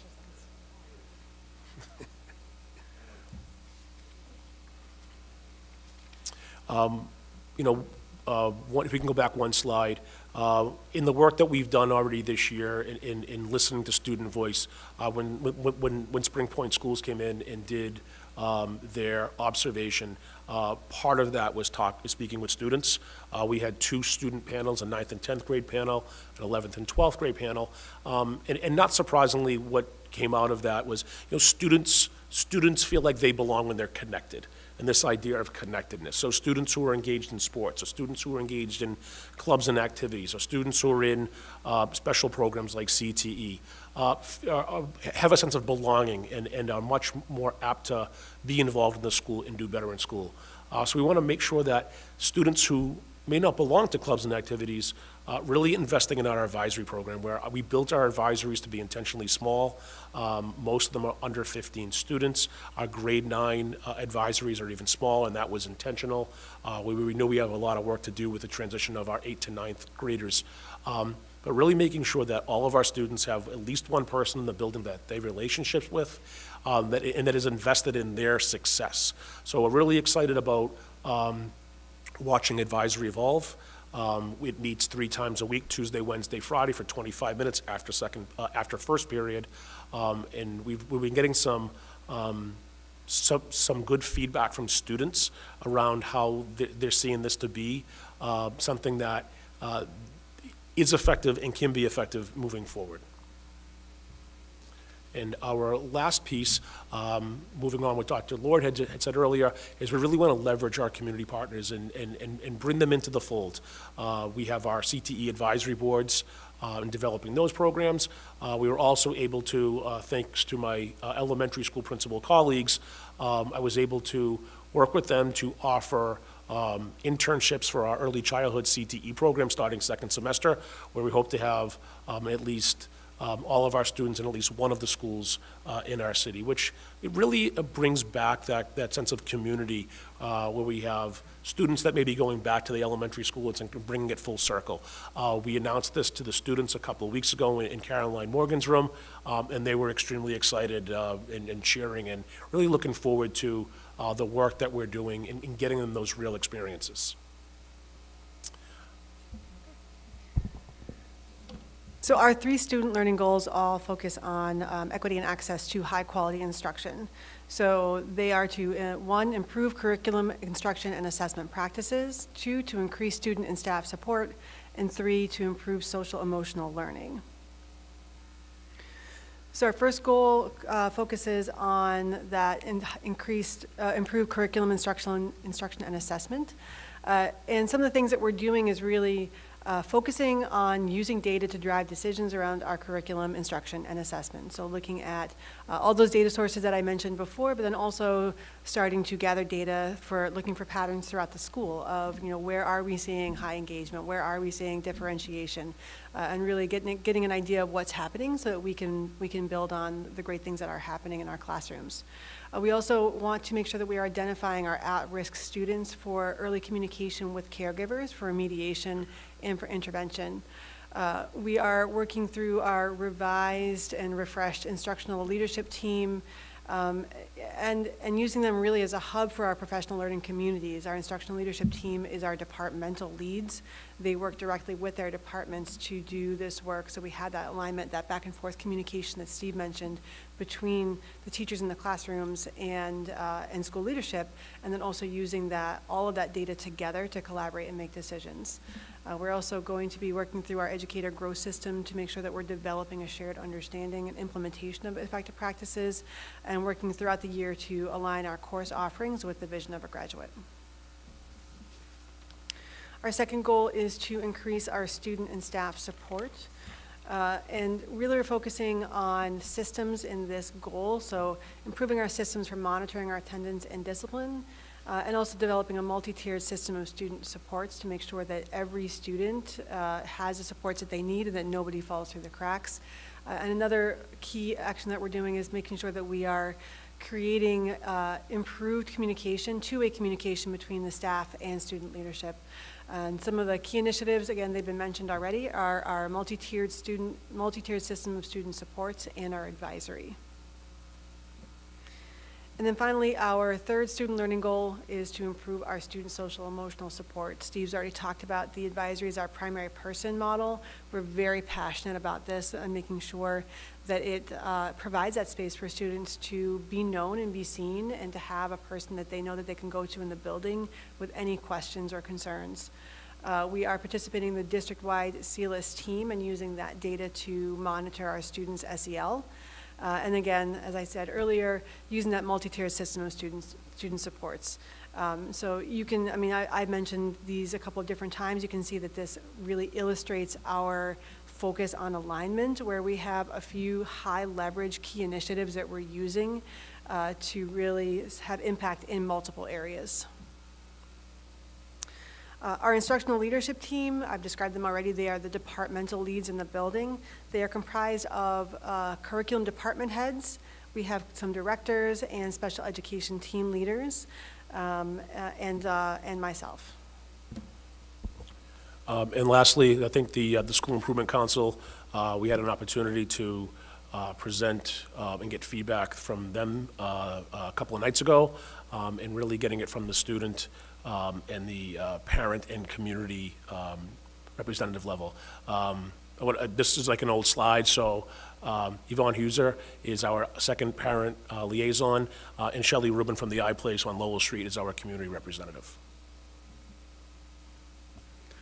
Thank you, Mr. Magno and Dr. Meyer, for that comprehensive report. Definitely a lot of great things happening at the high school, and you can really feel the difference being fully in person this year and welcoming parents back. It's a real, completely different vibe this year than we had last year. Any comments or questions from the committee?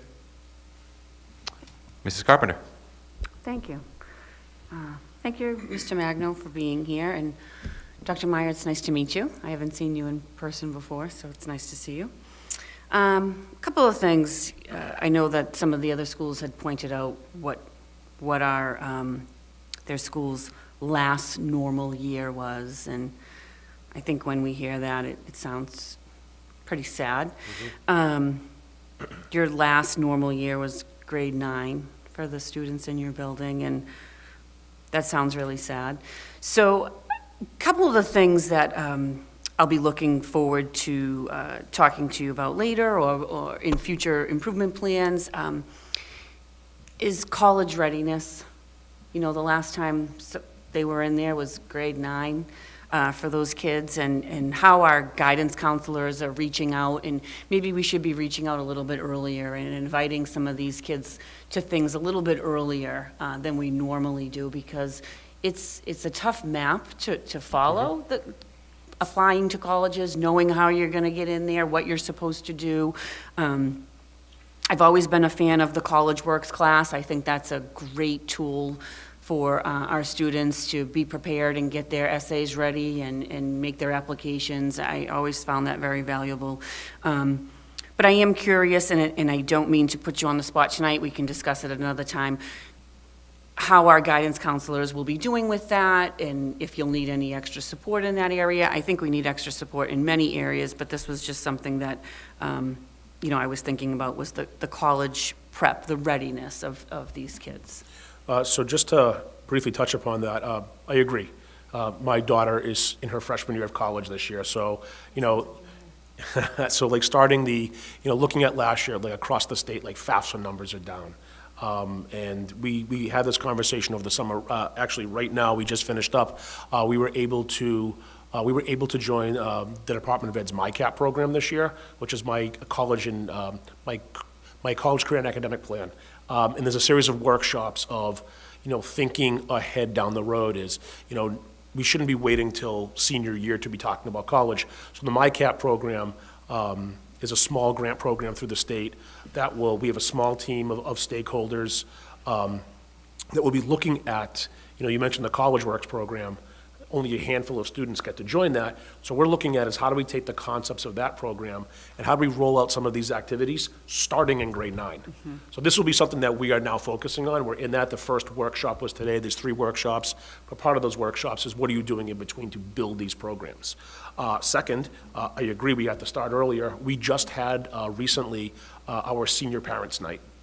So we had families at school giving the senior presentation of, you know, everything from how do you apply to how do you do school visits to filling out FAFSA, and all of our guidance counselors and Mr. Quist, you know, were presenting different parts of that. And it wasn't just focused on college, but also focused on if you were looking at doing non-college pathways.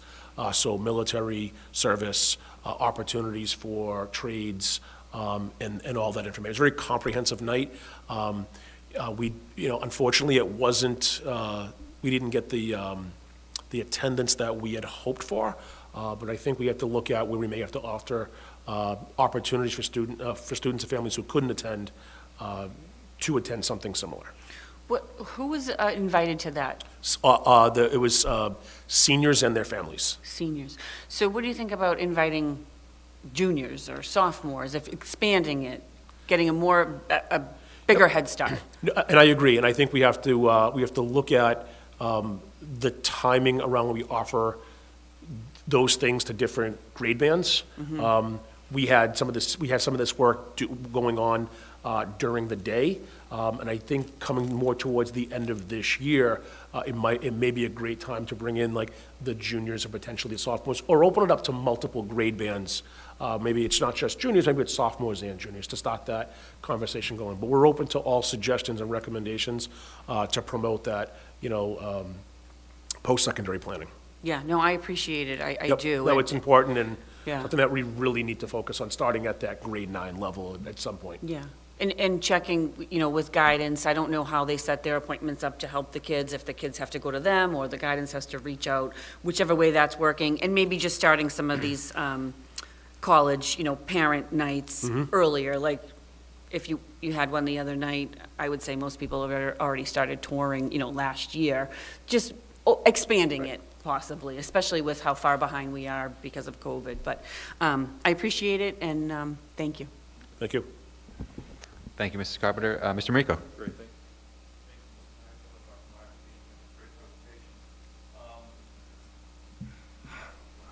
you. I missed the hot mics. I just want to thank you for your presentation and what you said. But, you know, with staff voices and teacher voices, and especially student voices, that's just so important. I just don't think leaders can lead effectively unless you have all those stakeholders around you, helping you make decisions and maybe seeing from their lenses. So thank you so much. I do have something funny to share. I did call Dr. Vidala the next day because I was at a meeting and I couldn't attend. I think it was either the open house or Meet the Teacher night. I forget what you guys had. But my phone blew up. I got 3 messages and 2 voicemails, and I'm thinking to myself, oh no, what happened? And it was all positive. And it was mainly about your staff and your teachers. And one of the voicemails I got was, you know, everyone was just in a good mood. It was at night, and they were there all day, and they were just in a good mood, happy to be there. And it was a breath of fresh air. So I just want to thank you for that opening night. That really meant a lot to a lot of people. Of course, I didn't get there. I was Parent of the Year that year. I was at a meeting. I think I was at a meeting with you and John. I believe so. We were at a meeting. So I couldn't go, but the parents that did go, they were really impressed, and so just thank you. No, thank you. And that was intentional. I believe our night for that would have been right around now. So we intentionally asked to move that back earlier in the year because we wanted folks to be in the school, bringing the life back into the school. We had a great grade 9 orientation that was very well attended, and the staff was very excited to have, you know, people in, you know, for people to see their child's teacher for the first time in a long time, to set those expectations was certainly the right move. And we thank you for listening to us and making that move. And the staff is excellent. We have a great core of teachers and staff that really go above and beyond every day to make sure our students have learning experiences that are going to prove to be successful. Mr. Arnottis. Thank you very much, and thank you both for being here tonight. I've really appreciated you guys laying out your goals going forward, and I am hearing positive things as you kick off the school year, and that's really encouraging right now, considering what we've gone through. I do want to touch on Ms. Carpenter's point of college readiness. I think that's incredibly important right now. I really do want to emphasize, if it is possible to start earlier, the better. It's funny. I was going through this about 10 years ago right now. I graduated in 2012, so this graduating class is a decade after me. So I remember that whole experience. And I had a great guidance counselor, but I can say that experience did seem a little bit shorter than it probably should have been. And I think it's very easy for students to get wrapped up in the speed of that. And I was an only child, so I was I am an only child.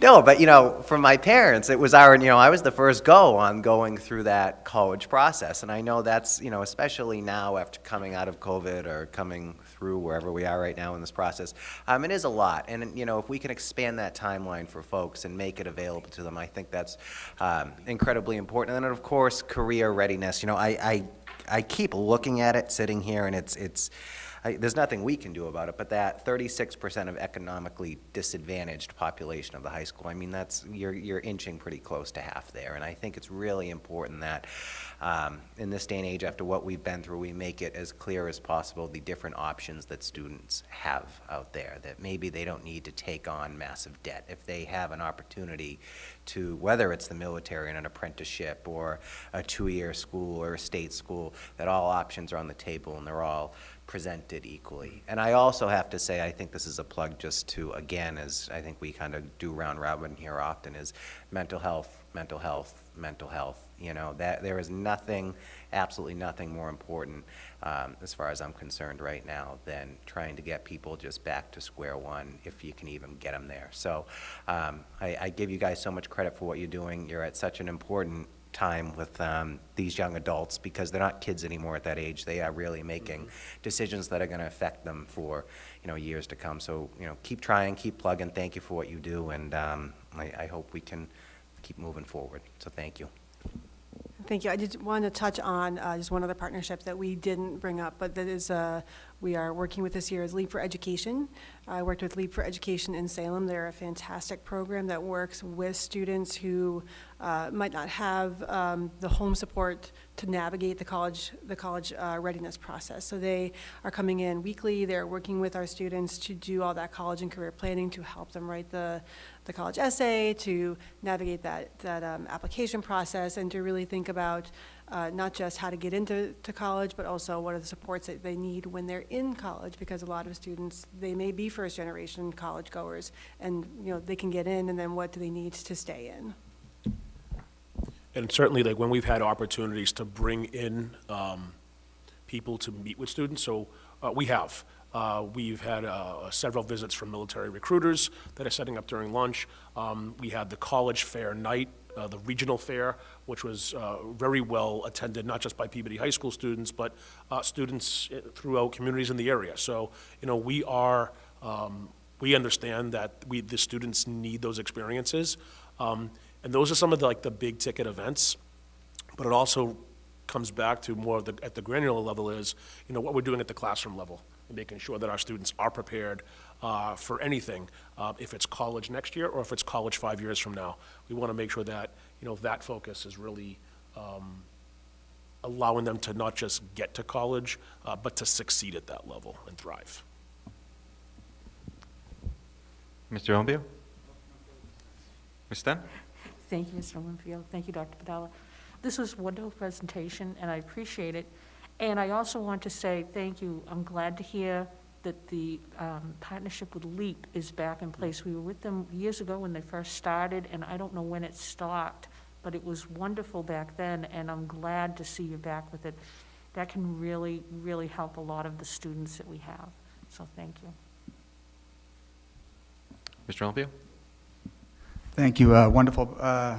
Wonderful presentation. I just wanted to emphasize the LEAP program is a fantastic program. They're based out of Salem. I was fortunate enough last year to mentor one of the students, and it's a great resource for students that might not have the resources or the support at home. Not so much support, but just there's some parents just don't know how to go about the whole applying to college process. So it's just fantastic for students to be able to go there, and just the whole application and essay writing process. So I encourage parents and students to really look into that. It's a wonderful resource, and I know I had a fantastic time. I had a few meetings down there in Salem pre-pandemic, and was able, like I said, to talk to a few of the students, and it was really wonderful. Thank you.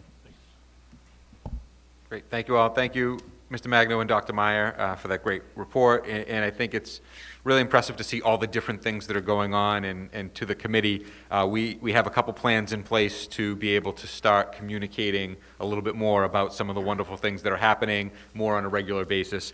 And you will be hearing very soon about the partnership with the Bar Foundation. I know I sent you a few weeks back, who the Bar Foundation is and what they are, but for us to be invited into a grant, for a planning grant starting in December that could be $150,000 to support this work would just be amazing.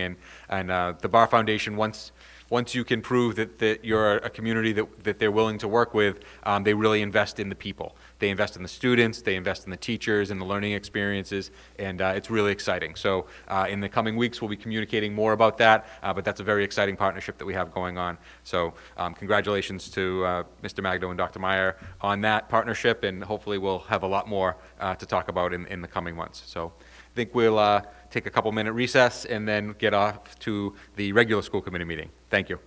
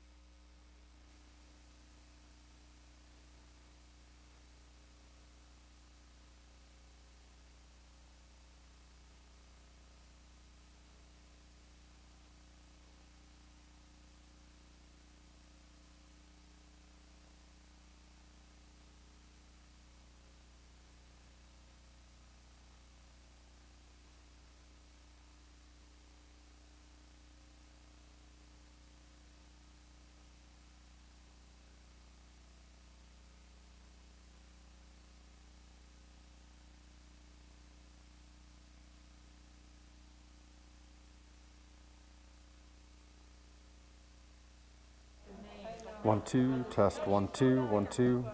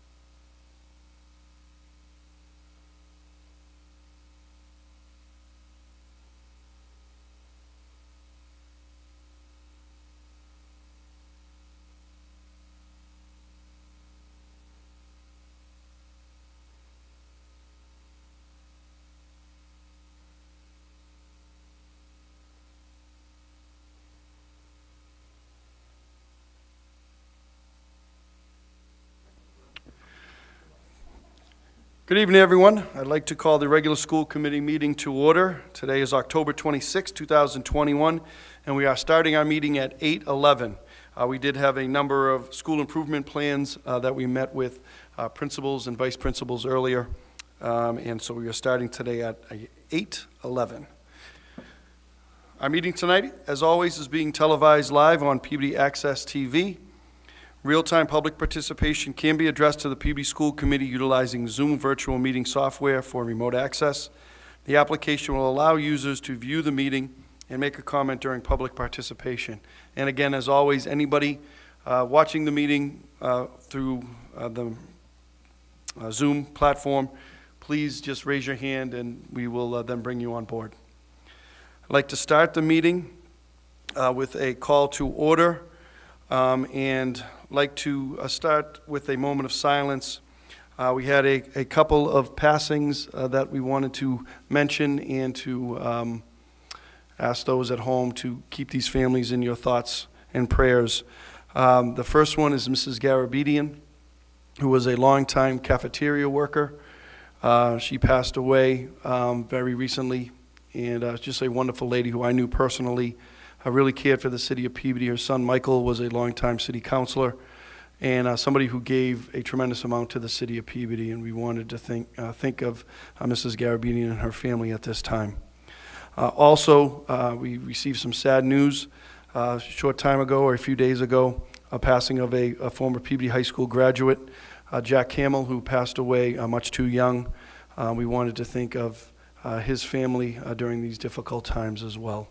We're all a family here in Peabody, and certainly there's so many across our city that care deeply and have all of those families in their thoughts and prayers during this time. So if we could please stand for a moment of silence, and please keep those families in your thoughts and prayers.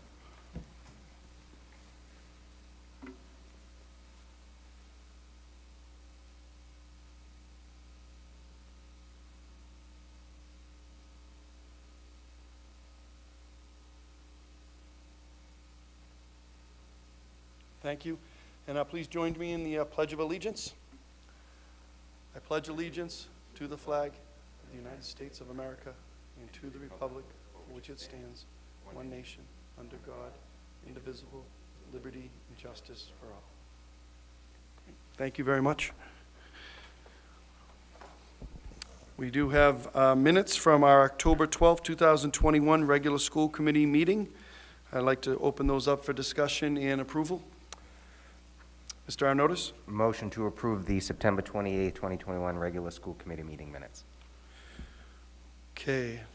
Second. Thank you. You've heard the motion by Mr. Arnottis for approval of the October 12, 2021 regular school committee meeting minutes. That motion was seconded by Mrs. Dunn. Roll call vote, please.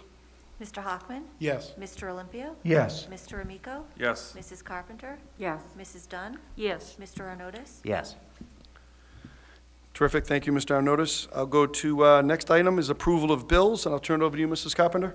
Thank you. I'd like to make a motion to approve warrant number 4890 in the amount of $33,868.47, dated October 26, 2021, subject to audit.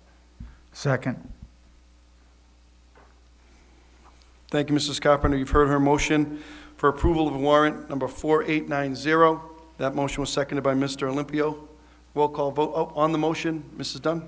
Just a quick question. What time period does that cover? Through you to Mr. Scanlon, if possible.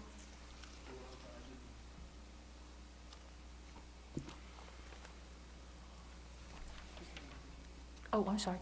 I'm just wondering what time period those bills covered?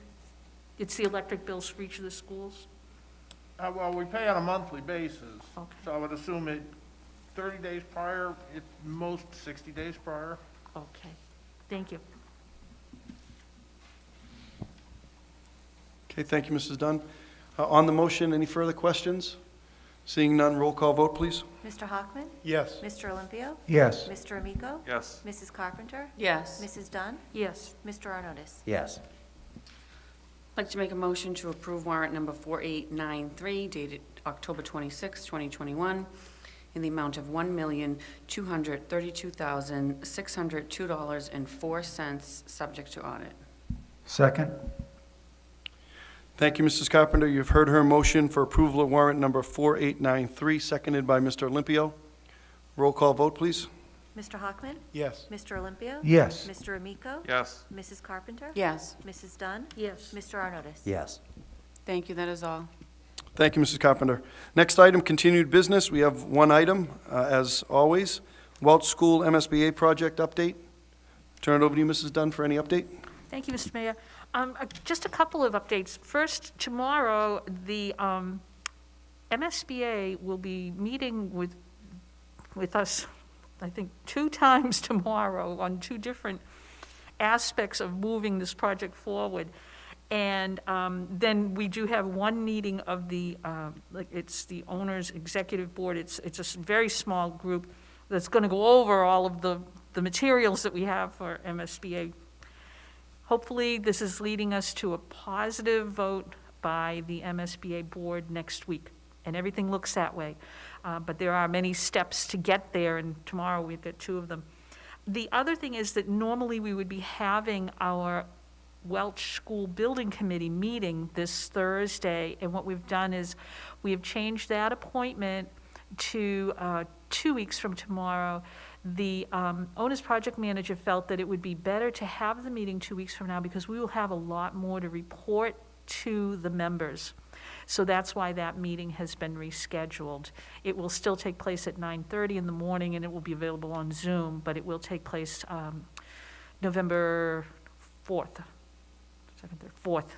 So actually, not even 2 weeks, 1 week, I'm sorry. But we will have a lot more to report then, and hopefully it will be all good news. Terrific. Thank you, Mrs. Dunn. Okay, next item is the superintendent's report. I'll turn it over to you, Dr. Vidala. Thank you, Mr. Mayor. Very brief superintendent's report tonight. We had our wonderful school improvement meetings earlier this evening, and we just wanted to recognize some of the successes and give some recognition. So the first recognition is for Mr. Warren Wah for his incredible generosity. Mr. Wah wasn't able to join us today, so we will be inviting him to another school committee meeting so we can properly thank him for the incredible generosity he's had for our school system and our community as a whole. Recently, Mr. Wah donated $50,000 to the Peabody Education Foundation, so we're going to invite Mr. Dave Gravel to come and present him with an award, as well as the city would like to just recognize his generosity. So we will be inviting Mr. Wah to a future meeting when he can be here and we can recognize him, but I just did want to acknowledge the incredible generosity of Mr. Warren Wah. Next up, we have some teacher recognition.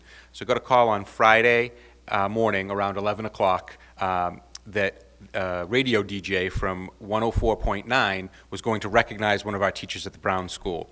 And so he came and surprised Mrs. Courtney Goldsworthy. And so for those of you who know Miss Goldsworthy, she was floored by this honor. She was named the North Shore Teacher of the Year, and one of her students had nominated her because in the spring, during the shutdown, and the family had gotten COVID, and Mrs. Goldworthy checked in every day, dropped off food to the house, dropped off work, and this is just, what she does normally, and she was so surprised and selfless about receiving the award, but they were able to bring the kids outside by the new playground, and the radio DJ was there, and they really made a big deal of it, and so I just wanted to recognize her publicly as well, because she typically would not like that outpouring of support. She deflected much of it to her team and to the rest of her colleagues, and she's just a great recipient. So we wanted to recognize Mrs. Goldworthy and the wonderful work of her and her Brown colleagues,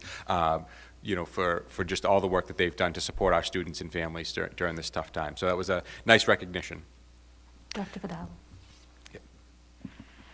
That really is such a nice award. And I was wondering, they had posted a video on Facebook of Mrs. Goldsworthy getting the award in front of all of the kids. They were outdoors.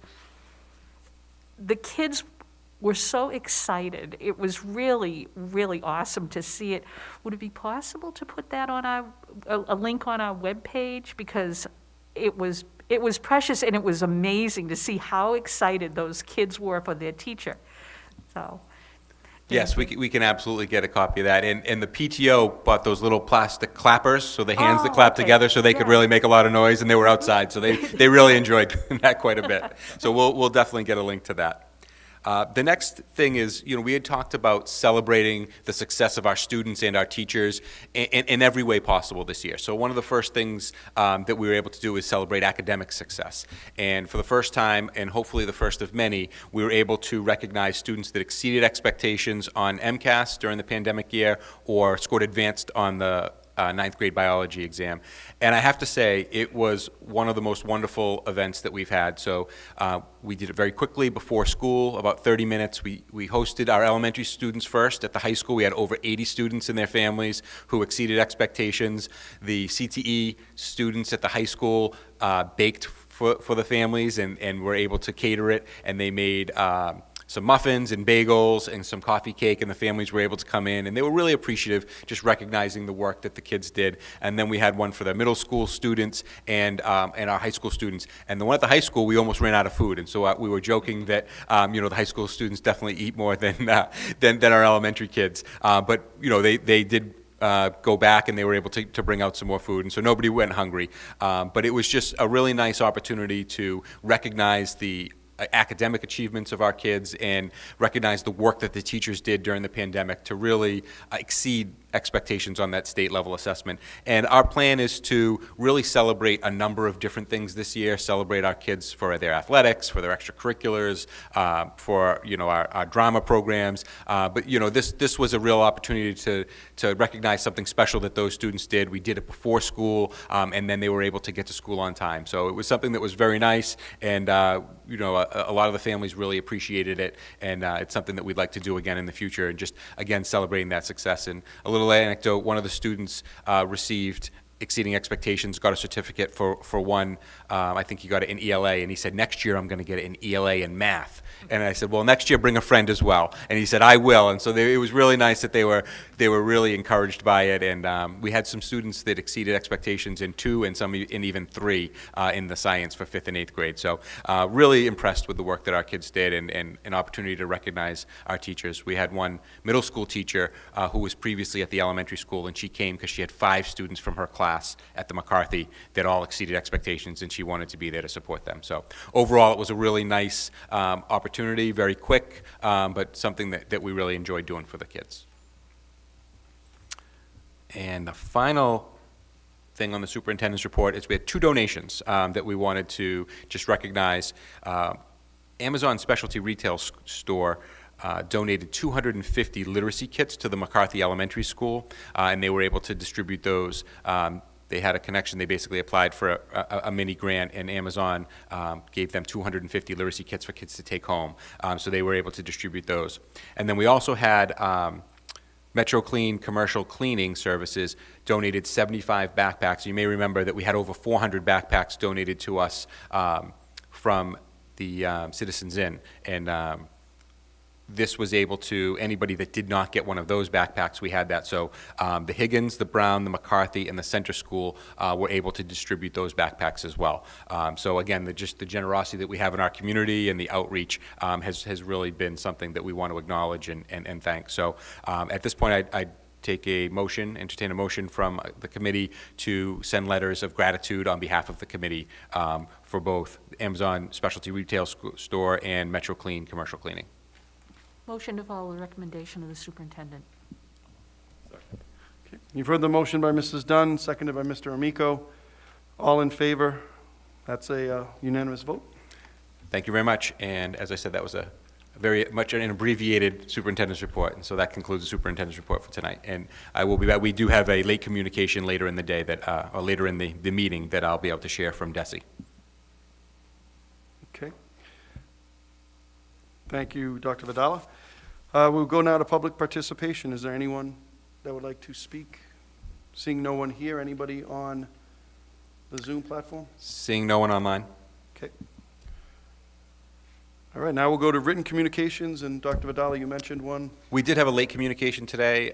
Commissioner Riley released a press release from the Department of Elementary and Secondary Education. Commissioner Commissioner Riley extended the mask mandate till at least January 15th, 2022 in all schools.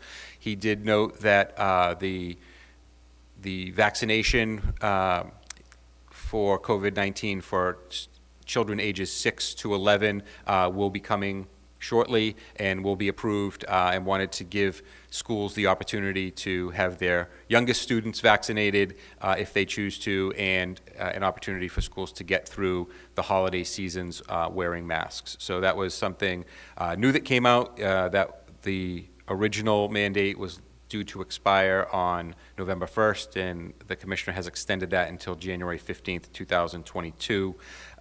Schools with 80% vaccination rates for staff and students can apply. At this point, about 20 schools have applied for that waiver. Although our numbers are going up, we are not quite at the 80%.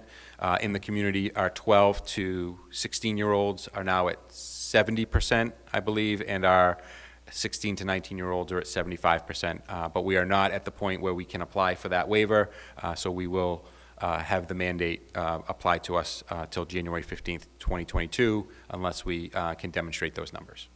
So I'll open it up for comments from the committee. Thank you, Dr. Vidal. Any comments on that communication, Mrs. Carpenter?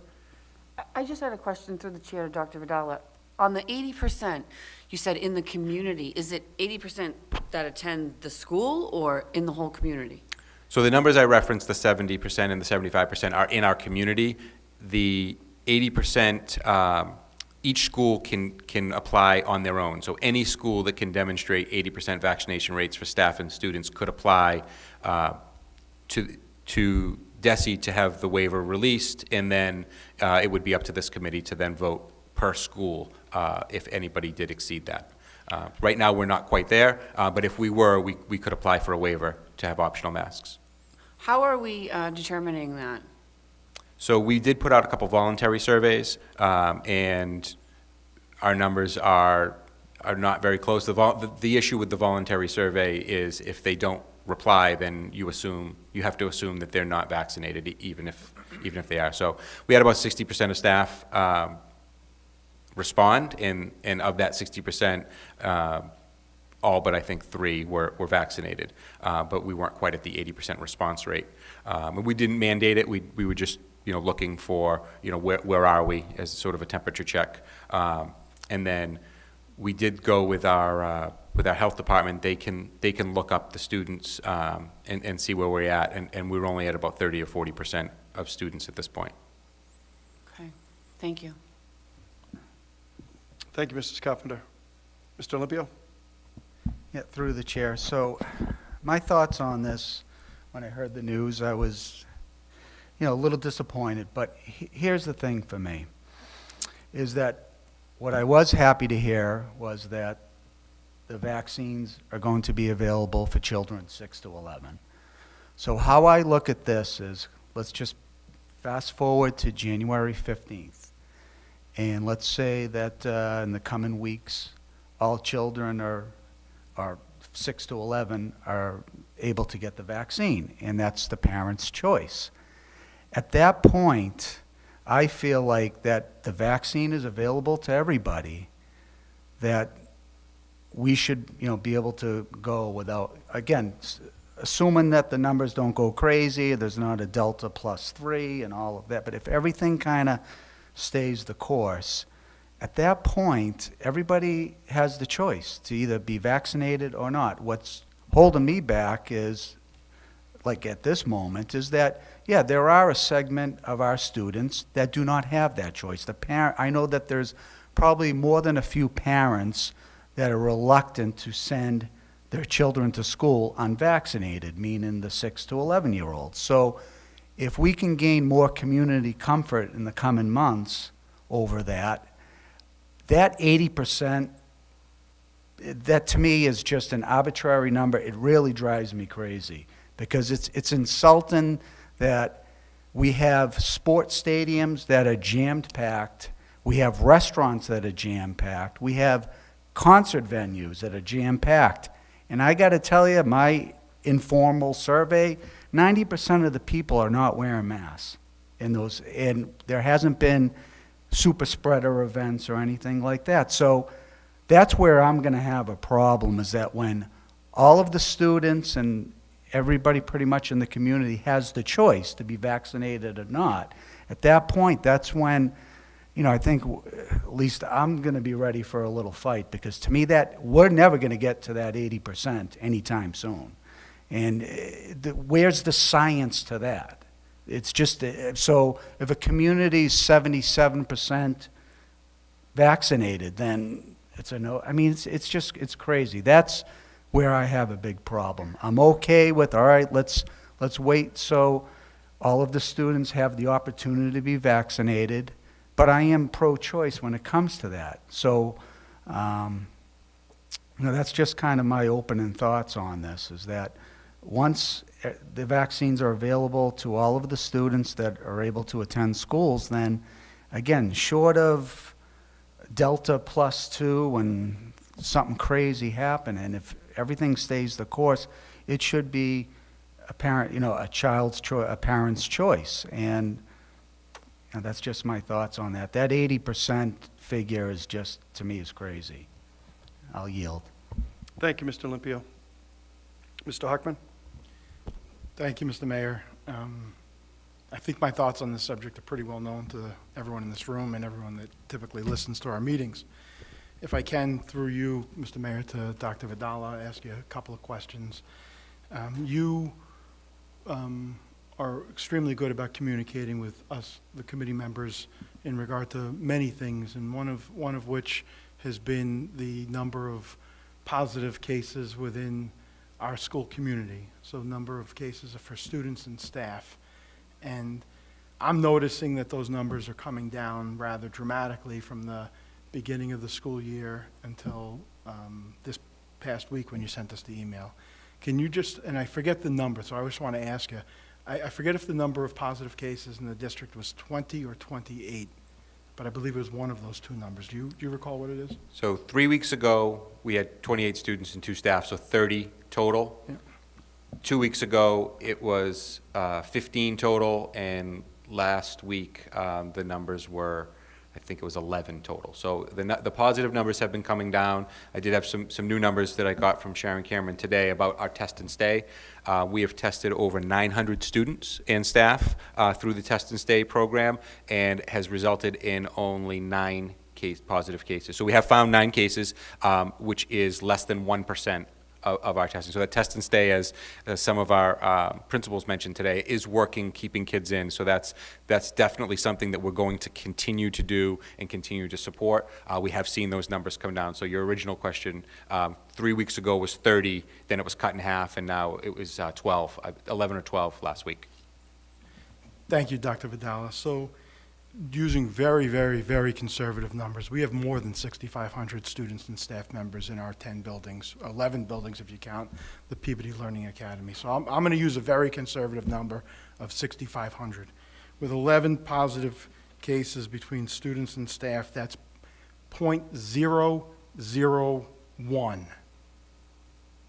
0.001 of the student and staff population has tested positive for COVID-19 in the last week, and we're asking 6,500 people to wear masks. It just doesn't make sense to me. It hasn't made sense to me. Through you to Dr. Vidala, if you know, and I didn't ask you this beforehand, so I generally don't like putting you or anybody else on the spot. You mentioned tonight that during the meeting with the commissioner or the press release that the commissioner issued, that there were 20 school districts that applied for waivers. Do you know where they are? I can guess and I can speculate, but do you actually know? I don't know all 20, but I do know that they are from pretty homogeneous, affluent districts. They're all high schools. So if I suggested Wellesley and Concord and Newton and places that are predominantly Caucasian, that are predominantly wealthy, where there aren't racial or economic impediments to get the vaccine, and I'm being, I'm being rhetorical now, Doctor. I'm looking for a response. That's what we're seeing. So now we have class warfare and racial warfare between students who are able to go to public schools with a mask and students that are able to go to school, that have to wear a mask to go to school. And that divide is going to continue to grow. And I appreciate,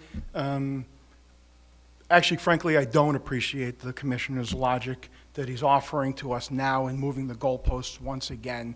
But somehow the vaccination is going to become available to students or people aged 6 to 11, and that's somehow going to increase the number of people vaccinated at Peabody Veterans Memorial High School. I don't know how that's going to do that. It's not going to do that. But that's the logic that the commissioner offers us today with his 11th hour extension, and it's the second extension. I think Dr. Vidala indicated earlier it was the first extension. It's the second extension of this game that the state wants to continue to play with the mental health and physical health of our students. The vaccination rate of the people that have responded to the survey that Dr. Vidala mentioned earlier isn't even 80% among staff members at the high school. It's not 80% among staff members at the Higgins Middle School. I can go on and on about, again, I don't know if it was Mr. Olympio mentioned, you go to a restaurant. I was just at a benefit event for a young man, Peabody resident Robert Crovo, who unfortunately is diagnosed with leukemia, and it was a wonderful benefit that his parents and family threw for him at the Knights of Columbus this past Saturday night. And I was in the Knights of Columbus for 4 hours with 400 people, indoors. We go to Brody's, we go to Champions. I don't want to start naming too many restaurants, but then I'll have to name them all. And you sit shoulder to shoulder with people who don't live in your house, that some of whom you know and some of whom you don't know. And you're there for maybe an hour and a half. If it's a good night, maybe it's 3 or 4 hours, depending on who the babysitter is. But, you know, we've opened up as a community. The numbers are down below where they were in August, when we didn't wear masks. We now are talking about waiting for a vaccine for 6 to 11-year-olds, and that's going to improve our high school and middle school numbers. We're talking about the super spreader events that took place last holiday season. But nobody was vaccinated last holiday season, or at least, right? I mean, nobody started getting vaccinated until the winter of 2021. But we're going to use that, again, as a reason to change the goalposts, move the goalposts. So I'm going to make one motion, and I don't know where it's going to go. And if the committee will allow me, if that motion fails, to make a second motion, and I'll talk specifically about that second motion if I need to. But the first motion I'm going to make is for Peabody Public School districts, for all 10 of our 11, including the Peabody Learning Academy, of our buildings, all of our students, all of our staff members, to begin, and we can give it a couple of days to implement it. So what is it, November 1st is Monday, beginning November 1, 2021, to go mask optional, and the option to wear the mask is at the discretion of the individual. So that could be a staff member, that could be a student. So moved. Thank you, Second. Mr. Hockman. You've heard the motion. Seconded by Mrs. Carpenter. Open for discussion. Mr. Amico? Great, thank you, through the chair to Mr. Hockman. Thank you for that, Mr. Hockman. And I do agree with you in a lot of what you said, and just to clarify, I believe the FDA is coming out with a recommendation over the next couple of days for vaccinations from ages 5 to 11. You know, as Mr. Olympio said, you know, at that point, it gives parents that option. And for me, I'll be honest with you, come January 15th, I won't vote for that tonight. I won't vote for the motion tonight, Mr. Hockman, but on January 16th, I'll probably have a different opinion on it, because at that point, children will have that opportunity to vaccinate. And I just think if the commission is going to mandate masks, they probably should mandate vaccines at this point. And, you know, if that's what we're getting to, and again, to what Mr. Hockman said, a lot of these cities that are going to be removing their masks are wealthy, white cities. They're the W cities, right? Or towns. And we can't have that class warfare again. We've been fighting this in education for so many years. The Mcas for 20 years, it was the haves versus the have-nots. And now we're gonna have cities and towns, the wealthy cities and towns without masks, and the rest of us with masks. It's just not fair. It really isn't. I'm gonna give till January 16th, and then at that point, I'm gonna make the best decision, I believe, for our kids. And at that point, if numbers don't go crazy, as Mr. Olympio said, and everyone has that opportunity to get vaccinated from the age of 5 to 95, and if you choose not to get vaccinated at that point, well, all the good kids who are getting who have been vaccinated and want to remove their masks, then let's let them do that at that point. But right now, I just don't think it's the right time.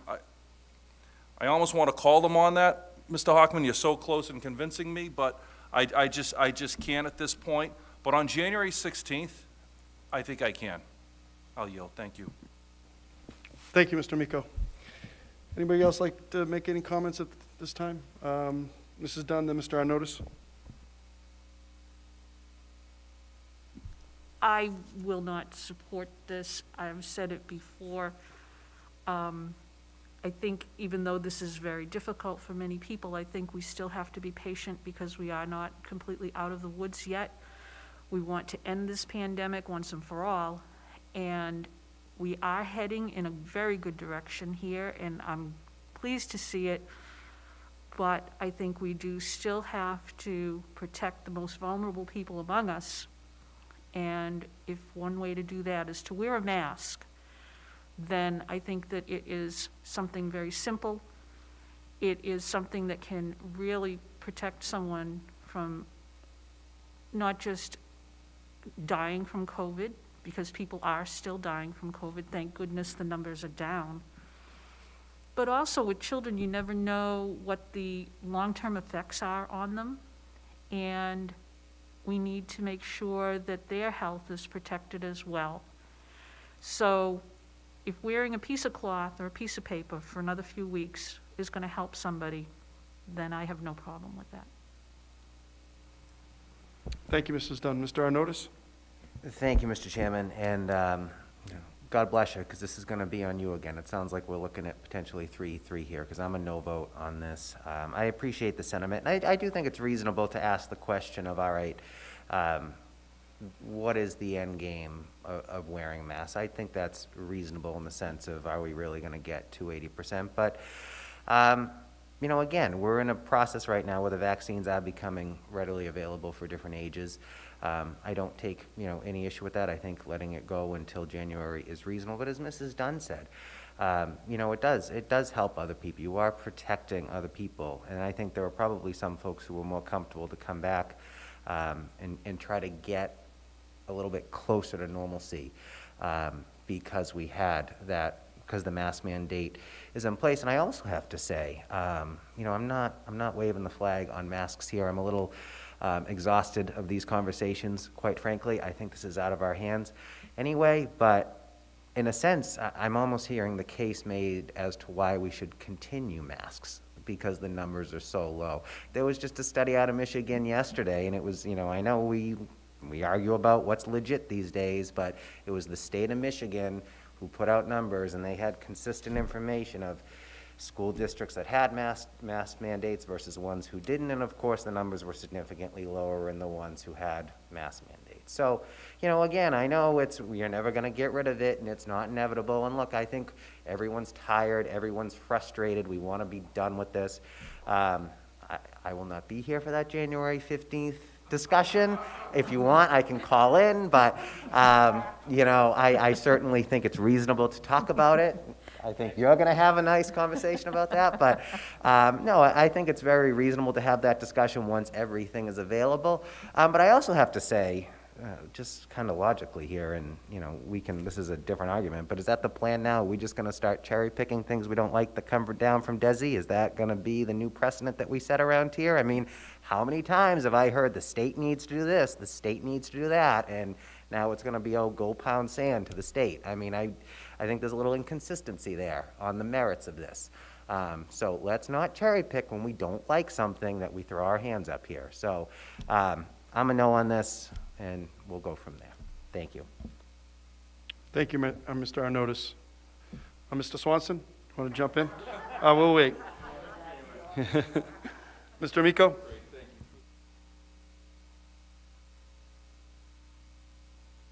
I forgot to mention a couple things. Our kids are wearing masks in school. Hypothetically, it's 6 hours. They're not wearing masks during lunch. And we do have to realize that, and from the beginning of this, eating, talking, proximity has always been the super spreader. So I want people to realize that our kids are eating in cafeterias, sometimes close to each other, and this is throughout the state. So I think we have to really realize that that's happening. So they're not always wearing masks in school, so if they're going to spread, that would be a time for them to spread as well. 20-minute lunch, eating. If you've ever had lunch duty like I have for years, middle school students, elementary students, and high school students, they're kind of messy at lunch, and it's not their fault. But the other thing, too, is they're not wearing masks at home for the most part. They're not wearing masks when they go out with friends. I would imagine in school, 99% of kids are wearing masks, but when they're out and about, they're probably not. So if we're going to have those super spreaders, we're probably already going to have them. The other thing, speaking of super spreader, in Provincetown over the summer, it was just announced that that was not a super spreader event. So people who came from all over to go to Provincetown during the summer to celebrate and then went back to their hometowns did not spread because most of those people were vaccinated. So if we're going to talk about science. And again, I know we're all, many of us are frustrated on this, but the people who should be the most frustrated are the teachers and the students in buildings. And yes, we do have to keep them safe, but eventually it's going to be time to remove the masks, and eventually we're going to have to move on and do what we have to do and educate our kids. Because right now with masks on, you can't hear kids, and most of the time they can't hear you as a teacher, so we're really hurting kids. So again, January 16th, kids have the opportunity to get vaccinated. Most adults are vaccinated. Looking at vaccination rates, the state's at 76% for a first shot and 67% for fully vaccinated. So with that 76%, that would mean that within 2 weeks, this state's going to be 75% vaccinated without the 5 to 11 group. And once that 5 to 11 group gets their opportunity to get a vaccination, at that point, I'll be ready to vote yes on that motion. Thank you. Thank you, Mr. Amico. Mr. Olympio? And just to follow up, so take the suspense out. I'll be voting no on this motion tonight, but my goalpost is January 15th, and the reason is that assuming everybody has the opportunity to be vaccinated. Because to me, I can't worry about that 80% figure, because that would be almost like you worry about what other people are doing. You want people to make informed decisions and have all the opportunities to protect themselves. It's like what scares me more than a fin in the ocean is driving down Route 1, seeing somebody next to you going 60 miles an hour with their eyes in their lap. I mean, we take risks all the time. So if everybody in the community has the opportunity to protect themselves, then my conscience is clear. I'm not, if January 16th comes and 73% of the population in Peabody is vaccinated, well, I'm sorry, then why should 73% suffer? Because certain people made choices, and that's fine. And I have no problem with people making their choice.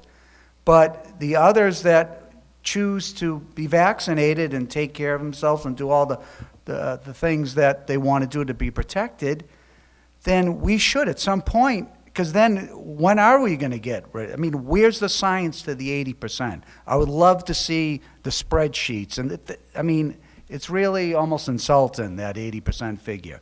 Vaccines work, absolutely. I encourage people, I don't demand people, I encourage people to be vaccinated. Maybe curb their diet, maybe walk a couple of times a week, maybe wash their hands more. Do all of those preventative things to keep themselves healthy. If I know somebody is coming into my office and they're very compromised health-wise, I will ask them, you know, would you like me to put a mask on? I mean, it's just common courtesy. But at least if students or anybody that works in the buildings, you know, we have, thank God we have the remote learning academy. We have options. So come again, January 16th, I mean, I'm going to have a problem with that 80% figure, especially if everybody in the, because getting back to the high school, you know, there might be some situations where you do have high school students that have siblings in elementary school. So some parents might have concerns with the high school kids infecting potentially, you know, their 8-year-old siblings. So I can understand, to me, that's reasonable. So if the vaccines come out in the next few weeks and January 15th, people have more than a few months of opportunity to be vaccinated, to me, there's the goalpost. So I'll yield. Thank you. Thank you, Mr. Olympio. Any other comments, Mr. Arnottis? This is more just point of clarification.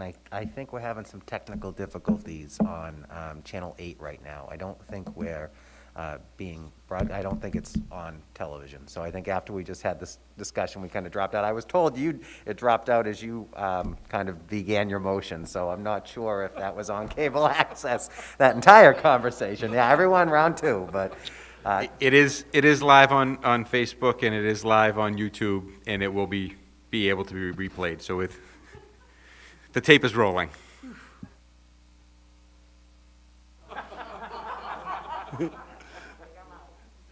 Usually my mom texts me if there's some sort of problem. I know she watches me. Okay. Anybody else want to be heard? We do have the motion on the floor. Roll call, please, on that motion. Mr. Hockman? Yes. Mr. Olympio? No. Mr. Amico? No. Mrs. Carpenter? Yes. Mrs. Dunn? No. Mr. Arnottis? No. Okay, thank you. Mr. Hockman, I'll turn it back to you. I think you had a second motion. Thank you. If you'll indulge me, I appreciate it. And by the way, thank you. I mean, you know, I think Dr. Lord usually says this, you know, as we continue to conduct ourselves professionally and courteously, it's appreciated. You know, we may differ in opinions on certain subject matters, but it's always great to hear all of you speak on each subject that we talk about, because we all bring something different to the table, and it's, I appreciate that. So the second motion that I want to bring up is trying to skin the cat another way. And Mr. Olympio and I read the last press release that, or portions of the last press release that the commissioner issued on the subject together. And if we have the press release, and that was specifically about the disciplinary action that a school district should take. And Mr. Arnottis, this language says whether and when a student should be I'm reading in the last paragraph of the press release. Whether and when a student should be disciplined for failure to wear a mask is a local decision. So the commissioner in his monarchy in Malden has decided that we do get a little breadcrumb, and this breadcrumb is to determine whether or not we're going to issue a sanction for a student or staff member, presumably, not wearing a mask. So if I can, through the mayor to Dr. Vidala, do we have any disciplinary procedure or policy in place with regard to a student that would arrive at a school without a mask? So I believe that the intent of this is to eliminate suspensions based on lack of compliance, which we would not do. We're not looking to suspend kids. We have excluded kids from class until they wore a mask, and we've had some some meetings with families around compliance, and they've all gone very well, and we've done so in a very respectful way. We're not looking to be punitive, but we're also not looking for anarchy. Thank you. So I'm glad to hear that we're not suspending students. And I guess if we exclude them frequently or on multiple occasions, it's akin to a suspension. So in any event, since we do have local control over the disciplinary acts in regard to students wearing masks, and this, when I initially started talking about Mr. Olympio and I reading this language has changed from the initial or the November, the late September press release that extended this mask mandate from October 1 to November 1. The language in this paragraph was much different. It talked about not wanting to circumvent the requirement to wear a mask, and that language is excluded from here, and I don't know why. Because Commissioner Riley won't take my phone calls anymore, so I don't know why. But it is excluded. There is different language in this paragraph that continues to allow for local control in regard to the disciplinary procedure. So with that, I am going to make a motion that the Peabody Public Schools do not take any disciplinary action to students who or staff members who arrive at schools without a mask, and allow them to continue with the regular school day as it's scheduled. So moved. Thank you, Mr. Hockman. You've heard that motion. Second. Do I have a second? Mrs. Carpenter has seconded the motion. Up for discussion. Mr. Amico?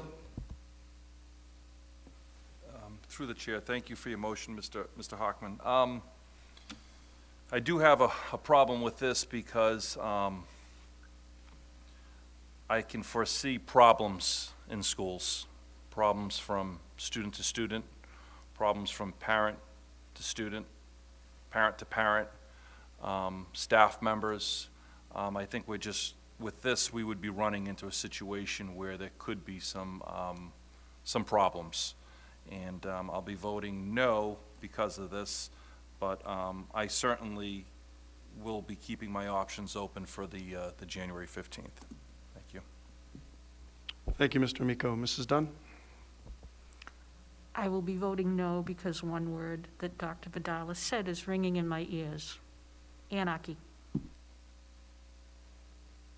Thank you, Mrs. Dunn. Any other comments? Roll call vote, please. Mr. Hockman? Yes. Mr. Olympio? No. Mr. Amico? No. Mrs. Carpenter? Yes. Mrs. Dunn? No. Mr. Arnottis? No. Thank you, Mr. Hockman. Mrs. Carpenter, turn to you. Thank you. So I just want to say to my fellow committee members that I appreciate all of your insight and your opinions regarding this issue. I know we've talked at length about it. Mr. Hockman's last two motions, struck out. And I do hear a lot of you talking about the January 5th date and kids and families having that option for the 6 to 11. And I understand, a lot of this is about an option. It's about a choice. You can wear a mask if you want to wear a mask. You can get vaccinated if you want to, if you don't want to. So this is all about giving people options. And that's really what I've been about ever since this COVID nightmare fell on our laps. I got a lot of emails and phone calls, and I've always been about not making my personal decisions for people, but giving them the option to make their own. And it sounds like a lot of my committee members here are going to wait for January 16th. And I respect that, because we're going to give those families from ages 6 to 11 the option to get vaccinated. And then what I'm hearing is after that, all bets are off. It sounds like we might have the votes to make masks optional, right? I'm also hearing that right now, our Higgins and our high school have that option to get vaccinated. So my motion is to allow the middle and the high school to be mask optional. That's a motion. Second? Further motion by Mrs. Carpenter, seconded by Mr. Hockman. Mr. Arnottis?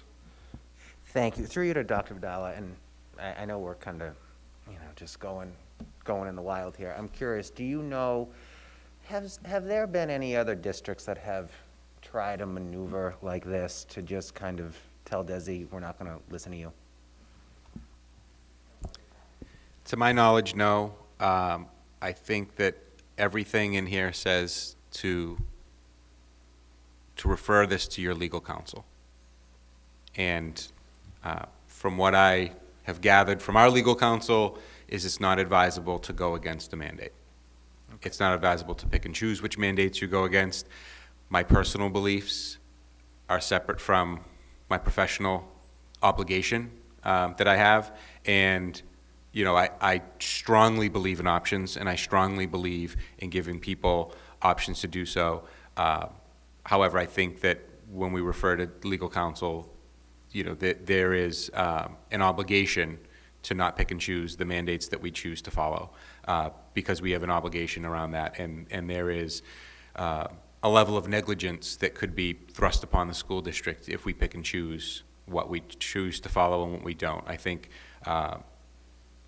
although I appreciate the comments, and I think they're very thoughtful, and I appreciate the motions and think that they are very thoughtful, I do feel as though we have an obligation to wait till January 15th, and that's my personal opinion and my professional opinion. I think what families do personally is up to them. However, as a district, we have an obligation to look at the greater good, and I think that by going against the mandate, we leave ourselves open to a level of litigation that districts have not seen before. Thank you. So, if I could, so through you, and thank you for that. No, I think that was very honest of you, and I appreciate that candidness. But it sounds like to me, what you're saying is it may be not the most beneficial track to go down legally, and it may be unsuccessful, or most likely will be unsuccessful, and we would hit some barriers, and it would be a lot of time and potentially money spent that we don't need to on something like this, quite frankly, when it's 2.5 months away. So for all the reasons we've already talked about, but primarily for that reason alone, I'm going to vote against this. But thank you for that. I wish we had our legal folks here to have this discussion with us. I think that would have actually been very helpful. Not that, I know I'm not saying we should have invited them or anything, but it would have been nice to have that opinion here in person, because I think that's a big part of this. We're going to go through this. The ramifications that'll come with it, as I've already said, the idea of just saying to Desi, oh, we're not going to listen to you now, really doesn't sit well with me, and I don't think that's a proper precedent to set at all. So I will not be voting for this. Thank you. Thank you, Mr. Arnottis. And I have some comments I'd like to make. So certainly, like all of you, I can't wait for the day to have my children not having masks at school, and that we have a maskless community. I fall into one of those categories where I have a child.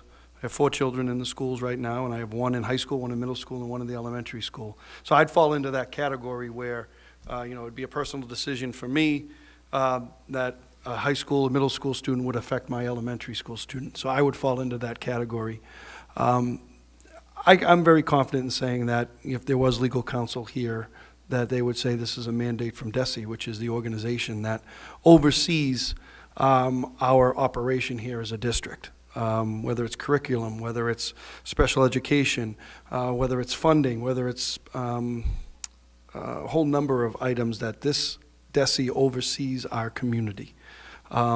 Certainly we have to make a decision. I would vote no on these motions. However, I see a lot of legitimacy in what Mr. Miko and Mr. Olympio have kind of focused on. I'm very happy with what I've learned in terms of where we are trending. These numbers are going in an excellent direction statewide, but also here in the city of Peabody, and we've touched on that a bit. So I am very open to having this discussion in the very near future. and I understand Mr. Olympio, Mr. Miko's point. I'm one of those families that falls right into that very issue in terms of having students at different schools. And it would put a lot of pressure on families to make that decision, I think, based on, and there are a number, I am not alone, there are a number of families that have that very same thing that I do. So this has been a great discussion, well-argued points all around, but I just wanted to speak on that level in terms of my feelings. I would be voting no on all these motions. However, I'm very much open to that January discussion. And we would be the first city. I think the other thing that the lawyer would, our attorney would say, and we have a number of city solicitors that we work for us and that we consult with, is that this is all brand new, and this would be quite a lengthy litigation in terms of ultimately how these cases would be determined, because they haven't been determined yet. I'm not aware of any city in town that has done this. Right now, I'm only aware of the 20 or so that have brought forward their high school as a group that has reached over 80%, and that 80% does seem arbitrary to me as well. But I'm not aware of any, and I think this would be something that would certainly be litigated, certainly be a major discussion point for our community and for every community. I think all of cities and towns, to some degree, have had these discussions. So I would be, support or voting no on these. The mask mandate is in effect, but as has been spoken about by others, I think this would be something that I would be very much open to discussing in January. So I just wanted to state my position. Any other thoughts or comments on Mrs. Carpenter's motion? Roll call vote, please. Mr. Hockman? Yes. Mr. Olympio? No. Mr. Amico? No. Mrs. Carpenter? Yes. Mrs. Dunn? No. Mr. Arnottis? No. Okay, thank you, everyone. All right, now we'll go to subcommittee reports. Education Subcommittee. Turned over to you, Mr. Amico. I have nothing to report at this time, thank you. Okay. Finance, Mrs. Carpenter. Nothing to report at this time. School Safety, Mr. Olympio. Yes, I actually posted, I believe Marge has posted today or soon will post, a safety subcommittee meeting right before our November 9th school committee meeting at 6 o'clock. It'll be an executive session. Thank you, That's Mr. it, Olympio. thank Athletics and Wellness, Mr. Arnottis. Nothing new to report, thank you. Okay. Quality and Standards, Mrs. Dunn. Thank you, Mr. Chairman. Nothing to report, just that I am going to be scheduling a meeting before the 11/23 meeting. Okay, thank you. Parent and Student Advisory Boards, Mrs. Dunn. Nothing to report this evening. We are still working on scheduling the very first Parent Advisory Board meeting of the year. Thank you.